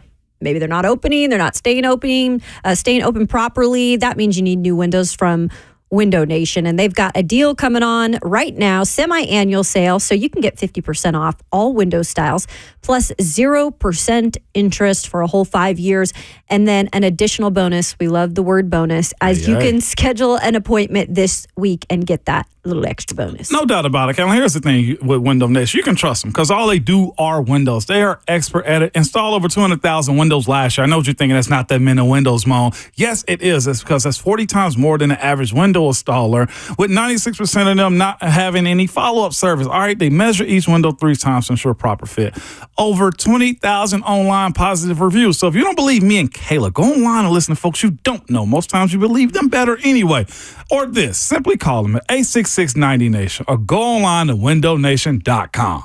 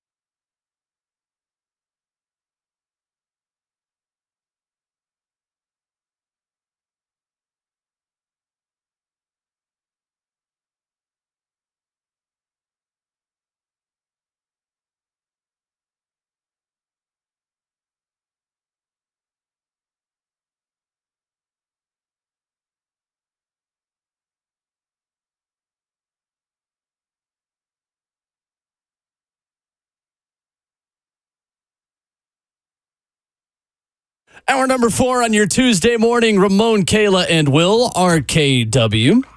Ramon Foster, Kayla Anderson, Robert Walsh, Will Bowling, joined by 3HL and SEC Network's Ron Slay. What's up? What's Slay happening? Dog? What's up? How are you? Savage over watching this good film, man. Oh, yeah. He's been going off during the break. I don't know if you heard the end of the last segment. Essentially, Tashawn Gibson is an option for the Titans at safety. Yeah. Former 49er. 34 years old. Old enough to have played in the game we don't speak about between Wyoming and Tennessee against Ramon and the Vols back in the day. That was a very sad day at the office. And Tashawn Gibson went on a Cleveland radio show and insulted Ramon back in 2014. So he's trying to go back to the game in question to find out what he did to make him mad. That's a lot of times, man. That's what happened when you leave an impact. So you always have, if you ain't talking about me, you ain't talking about nothing. So you better off taking that route. You know what I mean? They beat us that day too, which is where I'm saying we just had we ruled them on the ground. That's what it looked like, Like, the tape is up right now because NFL the subscription, you can go see everything. He's getting ready. I love when he joins the Titans. Yeah, I love about both of you guys that the things you guys love talking about the most is the other person of the two of you, and the thing you hate talking about the most is yourself. Yeah, that's true. That's very true. Every single time. That's very true. And unless you get us going, you got to get us going. You know what I mean? Try to discount us on something, and then that's a little different. That's what I'm saying. Like for me to be mentioned in a DB from a DB, I'm a trash talker. Like I laugh because you don't want to see the other side of me, right? Bert said the dude was complaining because I blocked one of his teammates too long. I was incorrect in that. I mixed two articles together. J. Yeah, I just read articles. I'm not an actual journalist. Yeah, I just read articles. Relatable. Yeah, you can tell when you lose a game. You want to know why? 32 rushing attempts for 138 yards, but here's how you know you lost a game. 42 passing attempts. We were 20, Ben, that day was 21 of 42 with 228, 1 touchdown, 1 interception. So I was going to say this sounds like the 2022 Titans, and then you said 42 passing attempts, so that doesn't sound like the Titans. Kept running the ball. Yeah, it just kept running. I don't know. We were running it well. There was a field goal mishap, and I'm sure that's probably what that made everything fall under right there. Yeah. I'm going to make you come with me when he signs with the Titans, and I'm going to make you ask the first question. Who's that? Look at this idiot right here. False starting on a doggone punt. Still watching film. Coverage. Slate, big week. Yeah, man. Normal week, honestly. I'm looking forward to the party, you know what I mean? Been in this thing 17 years, man. Okay. So, I mean, that's right. Is Snoop Dogg coming? I wish he would. The one thing I can tell you, KK, you just never know who's going to show up. Exactly. I'm going to be honest. We got a wide range of friends, man, and a lot of resources, so you honestly never know who may show up. Long Beach, by the way, is the destination for the wedding. That is correct. Give them the address, too. Why not? Just let everybody show up. I say add it. Just add Slay. I would. I just don't. I don't know. Dangerous. Don't do that, though, because here's the thing. People will show up. Oh, yeah. They will. Okay, That's right. At my wedding, like it was some confirmed yeses that didn't show up, but I promise you, those plates still got ate because I was like, "Did you get an invite?" Respectfully, did you get an invite? See, that's the thing about doing it where you from. Like, I was trying to cut down on that. You know what I'm saying? Like, try to do it destination style, and it didn't work. Hey, you ain't got nothing to worry about. You'll have Big Bouncer Bird at the door. Yes, you will. And I will make sure anybody tries to get in there, they're going to get a swift belly in the ass.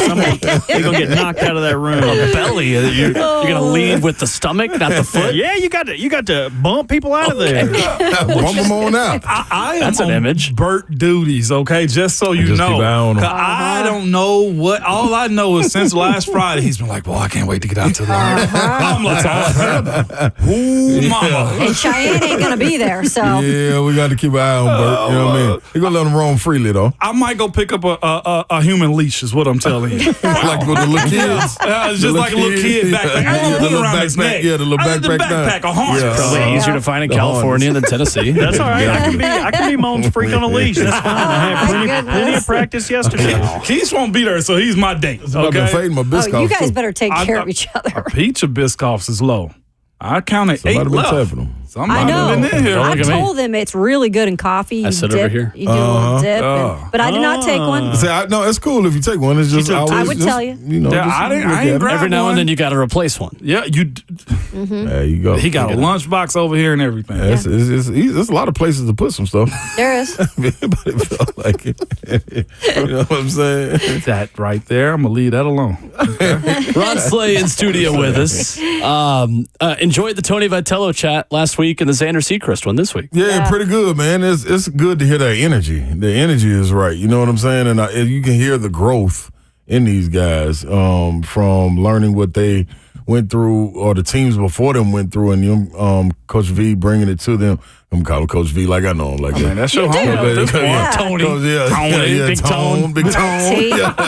TV, yeah. But it's you can hear it, man. Like, and it seems that they've learned from losses, learned from wins, learned from situations. You heard Simo talking about on the SEC Network yesterday about what would he take from last year and apply it to this year, and he was more talking about, man, just slowing things down, because when you get there, things go so fast. And it was kind of the same thing Xander was alluding to, just, being caught in the moment and enjoying it. I think that's the biggest thing, man, because if you don't, you'll blink, man, and it'll be gone, and it's over. And I think Vitello, he led with that. I thought his tangent that he went on was warranted over the last 3 years from everything that he's been getting.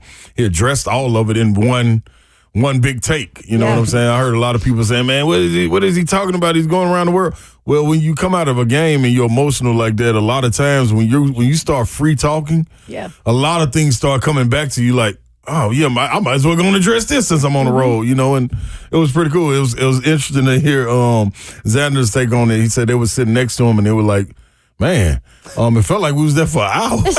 And I didn't know what to say after he finished. It was like, oh, well, I guess this is got it all. Yeah, this is it. So that's pretty cool, though, the way those guys are tied in and matured together like that, though. And we talked about that, too, just like Tony V's maturity over the years and even realizing, like you said, what he's been through, being out on those road trips by himself and recruiting and all that. And it hits you at a moment, too, it does. As a coach, just like it does as a player. No question. I had I think a lot of people can relate to that through their job journeys, life journeys, whatever it may be. You kind of forget about the journey once you get to a point and you reach one of your goals. You're kind of like, all right, now what's the next goal? And you kind of forget until somebody asks you, hey, man, or they remind you, you remember when you was going through this and the year 2 of it, and you be like, dang, I did go through that. And then start bringing back memories. Sure. You just go on a tangent like, yeah, I didn't think I was ever going to get out of that. So it's interesting, man, how it all can correlate to everybody's journey. Yeah. It was interesting, too. I'm glad you brought up the question he was asked, because Mike Wilson yesterday posted the transcript of the exact question Tony was asked Saturday. This was not just an open-ended, like, how would you define the season if you lost? Right. The question was asked, you guys being the number 1 team in the country all season long, it is the same narrative. First of all, they weren't the number 1 team in the country all season long. Does tomorrow's game weigh a bit more for you then? Meaning if you lose, could it be another unsuccessful season for you guys? Yeah, and that's the disrespectful part of it right there. It's crazy. Yeah, first of all, and then, I mean, and you know what's funny? If you were to go out and ask, I got into it with one of my good friends over the weekend because she was like, when they lost Saturday, well, here we go. Oh. I'm like how do you have that type of energy? You know what I'm saying? But this is what they always do. Like, what are you? Who? How? How do they always do it? Like, they just went to Omaha last year. What 2 of the last 3 years. Yeah, they always do what? What do they always do? And why would you want to have and carry that negative energy? That's the thing for me. To me, it always have to go back and I explain to them, well, you must have never played. And I hate to bring that up like when you're talking to it amongst fans or whatever, but you must have never played if that's your thought process. Because you no way can run out there and practice, do film study, go through training, do rehab, go through therapy, training table, sleep, all of this class, and then get to the game and say, yep, we probably going to lose this. Here we go. What? Yeah. Like, who are you talking to? And who's listening to you? You know what I'm saying? So I think that was the disrespect in the question. And I think that's why you saw, who was it, Blake Burke that was staring at him the way he was like, dude, what's up, man? Like, because a lot of times you don't even want to answer those questions. It's almost like, what's up, man? What you want to do? Yeah. Mm-hmm. You want to play it? What you want to box? What you want to do, really? So it is what it is. But I'm glad because Vitello came out and answered it the way he did, man, because it needs to be addressed. And I think it's more so than just about the reporter asking the question. It's to all nation that you got to keep on reminding them constantly, like, dog, let it go. I know it's hard, man. Whatever you got to do, what do they say, man? When you go through something crazy, take out them old clothes and burn them. That's what they need to go do. Burn them in the trash can. You know what I mean? Do the Kyrie Irving and sage. Do all that. Like, whatever you got to do, man. But get over it, y'all. I want your perspective on something, and it's the opposite of something. You were SEC Player of the Year. Right. And for Charlie, what is his name from Georgia? Condon. Mm-hmm. Charlie Condon to win it over Christian Moore. Was that somebody that you won that award over that had a conversation that wanted to deny you from winning it the same way Christian Moore? What I'm asking is, what is the mindset of Christian Moore as opposed to somebody that's been in that seat? Did you hear conversation behind it? Because Charlie's got to hear it. Didn't have a great showing. They're not in Omaha. What would you say or look at their situation as? We never had a conversation about it. It was more the fans going on. So I believe the AP chose me, and either the AP chose me or the coaches, or vice versa with Keith Bogans at Kentucky. And I mean, once we got to the SEC tournament, me and Keith Bogans were real good friends. Like, we did conversate about it. And I was like, man, honestly, I'm going to keep it real with you. Like, I had a better year. Okay. Mm-hmm. Like, there's no ifs, ands, or buts about it. But y'all as a team, man, y'all went undefeated in the SEC. That is so difficult to do. Still the same conversation. Yeah, still the same conversation. Okay. Yeah, except flipped. Yeah, so I was like, man, I can totally understand them splitting it. But me, I think I should have won it outright. Like, look what I was playing with one other senior on the team, and look what you was playing with. Like, it was a reason y'all went undefeated. You averaged like 15, 16. I had to go put up 21 a night, getting triple team, double team, everything, and have to still deliver, even on nights when I'm off. Sometimes I gotta feel like I gotta deliver. So for us to even be in the race, you know what I'm saying, I thought was dope. I did think, I told him though, I thought Marquise Daniels at Auburn should have got more mention, and he didn't, because they were kind of in the same boat with us, you know what I mean, as far as hovering around the bubble. Yeah. But his dominant performance throughout the year was second to none. So I thought he should have got more credit. But yeah, that was the only time we ever had a conversation. And usually, as players, like Charlie Condon should he know. Okay. Like, if they ever run across each other, it's gonna be a tip of the cap. Like, you got that. You know what I mean? I know they gave it to me, but you got that. You know. Yeah. It's been fun to watch you watch the NCAA tournament, because I know you've talked about it. Like, you're locked in on not just the Tennessee games, but like the whole thing, maybe more so than in the past. Like, it is, the level of chaos in college baseball is becoming more prevalent in this state as Tennessee gets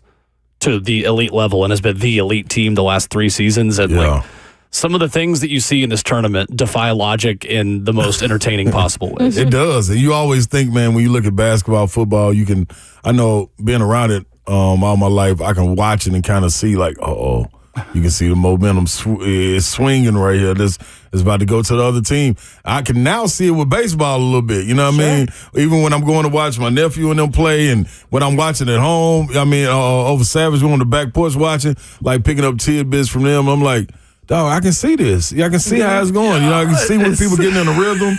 Like, I'm starting to notice, like, okay, these pitchers, if you can get them to about 40 or 50, maybe 60, it's on. Now we starting to get something. Like, it's interesting, man. Like, it's wild, the little small things you start to pick up on, and it makes it fun. It does. You know what I mean? Even though I lost on Georgia last night, I did make it up on the Florida Panthers, though. But hockey guy. There you go. Pick yourself a guy who can do both. Playoffs, I'm in there. But it was it's fun to watch, man. And even especially down this stretch, because it's honestly just good baseball.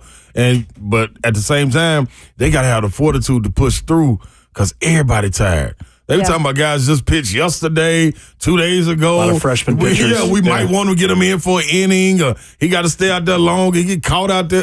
Hey, man, just like it's really dope. Drew Beams, like I expect a huge bounce back. Yeah, at some point. I just do because like that's baseball, right? Yep. Like that and is his defense will be better behind him too. That too. You know what they're also doing well? Just like how you're seeing athletes in terms of women's basketball be and I'm not going to call them characters. I don't think that that's the right word, but being like people that you can look to and say, hey, they're more than just what they do on the field. Yeah. Like, and they have a personality. I think in baseball, you're actually seeing more guys kind of come out as like dudes that are, they might have their own hair look or like the Tennessee Vols, they've got their guys that stand out with kind of their personalities. I think I like seeing that in baseball too.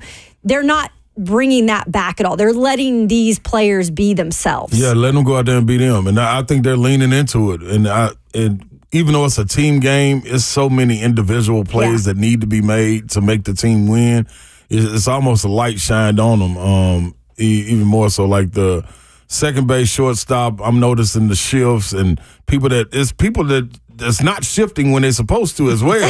And they getting that light shined on them as well. So it's a lot of individuals, man, and some of them hide from them, some of them ask for the light, and they go answer the bell, and it's good to see. I think the commentators do a really good job too, as far as explaining the game. They do. There's a lot of, and that's common, especially in play-by-play broadcasters. And speaking from experience, you have a lot of play-by-play guys in college sports who cut their teeth as minor league baseball broadcasters the way Tom Hart did. Yeah. Tom Hart was the voice of the Tennessee Smokies before he went to be the dugout reporter for the Atlanta Braves and then went on to be hired by ESPN. So a lot of these guys, baseball is their first love, and baseball is a very popular sport among play-by-play broadcasters because it is the place to get reps, because that and high school football are the two places where every single play-by-play guy has done one or the other, or probably both. And you have the time to paint the picture a little more, right? Because it's a long game. There's lots of time in between. So basketball, we just rolling. Right? Tom Hart has no fun at all. Clearly, every time. Yeah, no fun. You had that experience with him. I love that. You know how much of a good job I think Tom. He called a home run last night before it hit the tree. That was by far one of the coolest things. The ball was hit by NC State and it's in the tree. Him and Ben McDonald kept working into. He covers more ground than Kudzu. I heard Ben McDonald say that twice this week. He got great instinct for it. Coming up with Ron Slay, we've got a series of the NBA Finals that is 2-0 in favor of the Boston Celtics. What is the path towards the Dallas Mavericks making this series interesting, if there is one at all? We've got that with Ron Slay coming up.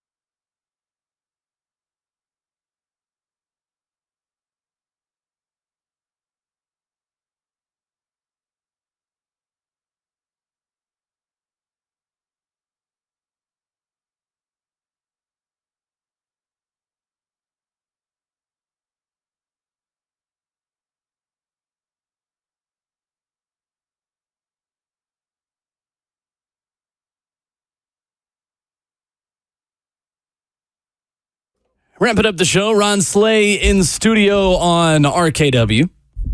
That's right. NBA Finals, Game 3. Celtics going to Dallas. Okay. Taking on the Mavs. Yeah. One of the many teams in Dallas that succeeds in the playoffs, unlike the football team. Slay, what does Dallas have to do to make this series, or is there anything they can do to make this a series? Yeah, they one, they got to make shots. Kyrie got to get going. But honestly, man, I expected them to win one game. I thought when Porzingis came back, this would be over in 5. I thought 6 without Porzingis, but he has been an X factor. He tweaked his supposedly that calf again. Porzingis did? Yeah, just a small bit this time because he continued to play. But man, you got house money. You don't give up no games, but I do think they could still go down there and get a victory. Without him, if it was up to me, I would be opposed to resting them Game 3. I just think that, man, Boston is hitting on different cylinders, and the guys that they got, the matchups, it's about matchups, man, and matchups are a problem. Coupled with the experience, that experience is different. Like Boston, not for 1 second, even when Dallas makes runs, when they make runs, they don't waver. Like, it's like, all right, well, I'll turn here in just a minute. Derek White, Drew Holiday. I said coming into it, man, that's why they went and got him. The NBA experience when we got to the Final Four. That when Marcus Smart left. Like that's part of it. Marcus Smart, great player, but man, he just showed you what you can do at the point guard spot. Marcus Smart and Drew Holiday, 2 different players when they're both playing the point guard spot. Both good defensively, but holding the offense accountable, being able to run the show and not trip off. If I give Tatum the ball or Jaylen Brown the ball and don't worry about the looks he gonna get, it's cool. And be able to play off the ball, knock down shots. Man, he is hell of an X factor, but that's the reason Milwaukee won it. So you add an additional piece like that to what Boston is. It stabilizes them once they don't get going and the ball doesn't get stuck. Imagine how many times if Tatum wasn't making shots like this, he would have to continue to force shots. He only got to do that, doing an all-around game. So I think Dallas gets Game 3. We were saying all that, and then Boston gets Game 4, and they close out. Win it at home. It feels like the Celtics had their, you knew they were going to have one night where they didn't shoot well from 3 in Game 2, and the fact that they still won despite having their, all right, one game in this series because they shoot so many threes, they're not going to shoot well, does not exactly bode well for Dallas. That's the winning plays, man. You got to make the winning plays, and that's where the experience kicks in. You start to look at it. It was a good job, Willie. Thank you. You start to kick in, but it may be the small things, man. With 1 or 2 minutes left, it may not be a whole game the way it goes, but just those 1 or 2 intricate plays that can change the momentum of the game because of experience, because of them being there. These guys, man, they done been through the faults of it. They've lost the finals. So that plays a difference. Dallas ain't never been outside of Kyrie. Yep. Right? And you said that at the start when we talked about the start of the series. Different. You said it's the same different, thing. Most pressure, Jaylen Brown and Tatum or Luka? Oh, Jaylen Brown. And more so Tatum more than Jaylen Brown, because I think Tatum needs this. Even with him out playing well as far as scoring goes, but him doing everything else and all the intangibles, he needs this to cement his legacy. I think Jaylen Brown's a little younger, so he's still got an opportunity to do that. But Tatum got to go win a championship. Like, he's got all the other accolades, come into the MVP race, all the first team, all NBAs, got the max contract. All that's cool, man, but when you play for a storied franchise like Boston, you got to go hang a banner or all that's null and void. And you just need one to go down in history. When you play for a franchise like that, you ain't got to win the Bill Russells or the Larry Birds and win multiple championships. You win one. Just hang at banner to keep them ahead of the Lakers and make them the most storied franchise, and everything else is Has fine. Horford got one? Nope. Horford? Nope. They had the best team when he was with Atlanta, and they just couldn't get it done. 5 All-Stars and still couldn't get it done. I have to ask you real quick about Dan Hurley. Surprised at all with his decision to come back to UConn? How good is it for the game of college for him to return? I think it's great for the game, but it just lets you know where the Lakers are at. I think the Lakers are in the situation where it's a storied franchise as well, and they would have been in disarray still today, not just because of LeBron or AD being there, but it's been like that. You take away the bubble championship, and what have the Lakers had? Like, I do think last year was a really good team. They were just injured going down the stretch, but that's a part of it. A lot of times they keep getting derailed. 2 years ago, LeBron, they hurt them by him being injured and him having to sit out 20-some-odd games. So they got the injury bug, but I think they honestly have to have a shakeup from the top down. They keep trying to plug in the middle, make it the coach. Yeah. And then you just got to go get it. You got to go get somebody that's knowledgeable to be able to put people in places. Like Bob Myers. They need to go get Bob Myers off of TV from announcing and commentating and analyzing games and put him in the front office. They get him in the front office. And I know they wouldn't want to get rid of Rob Pelinka or anything, but that was Kobe's guy without question. He put that together in the bubble. You get Bob Myers, he builds teams. You know what I mean? Or go find Jerry West. Where the hell is Jerry West? Like, get them back involved. Sure. That's what you got to do. But, it's going to continue to be like that until they make some changes from the top down. We have a little bit of news this morning. Oh. Bring some news. Oh. Aaron Rodgers is not at Jets camp, and it is an unexcused absence, subject to fines. Love this. There we go. Robert Saleh says it was for an event that is, quote, important to him. Oh, yeah, this is politics now. Did he go to a rally? Yeah, most definitely. Probably. This is a guarantee. It's probably an underground rally, too. He was talking about running for VP, so, go Jones jump up in there, man. Go on in there, A-Rod. It's cool. Jeez. It's cool. Hey, happy birthday, baby Babs, man. Little happy birthday today, man. Big four, baby 4 years old. Happy birthday. Big four. There we go. My Gemini sister. Let's go, girl. Happy birthday. I know she is running the house today. She made Babs, man, put her whole little princess dress on and her what you call it, tiara. Tiara on. Yeah, I'm going to school like his mom. Let's what up? go. Let's say something if you want. Not on my day. Yeah, I dare you. The only person that can infringe upon Father's month. That's what you tell him. Start that car, Mom. Start that car. I'm going to be out there in a minute. Start that car. Yeah. Slay, congratulations on your upcoming weekend. Appreciate it, man. Happy for you. Congrats, man. Yeah, I hope I can walk.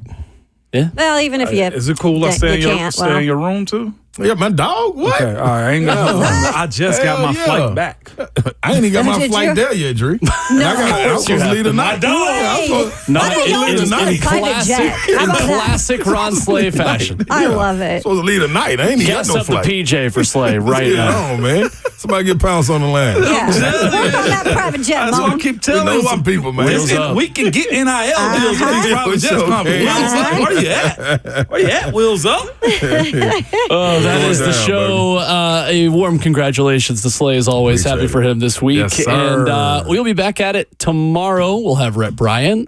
We have the return of the game show that is sweeping the nation tomorrow. Yes, Bonnaroo. The second installment of Bonnaroo Band's Real or Fake. Yes. With Rhett Bryan. Coming up tomorrow morning. That's your Wednesday. It is, man. Hey, good people. It's Taco Tuesday, man. Go out and support your local taco shop. But other than that, man, you got to remember your Twitter fingers and your mic is always hot.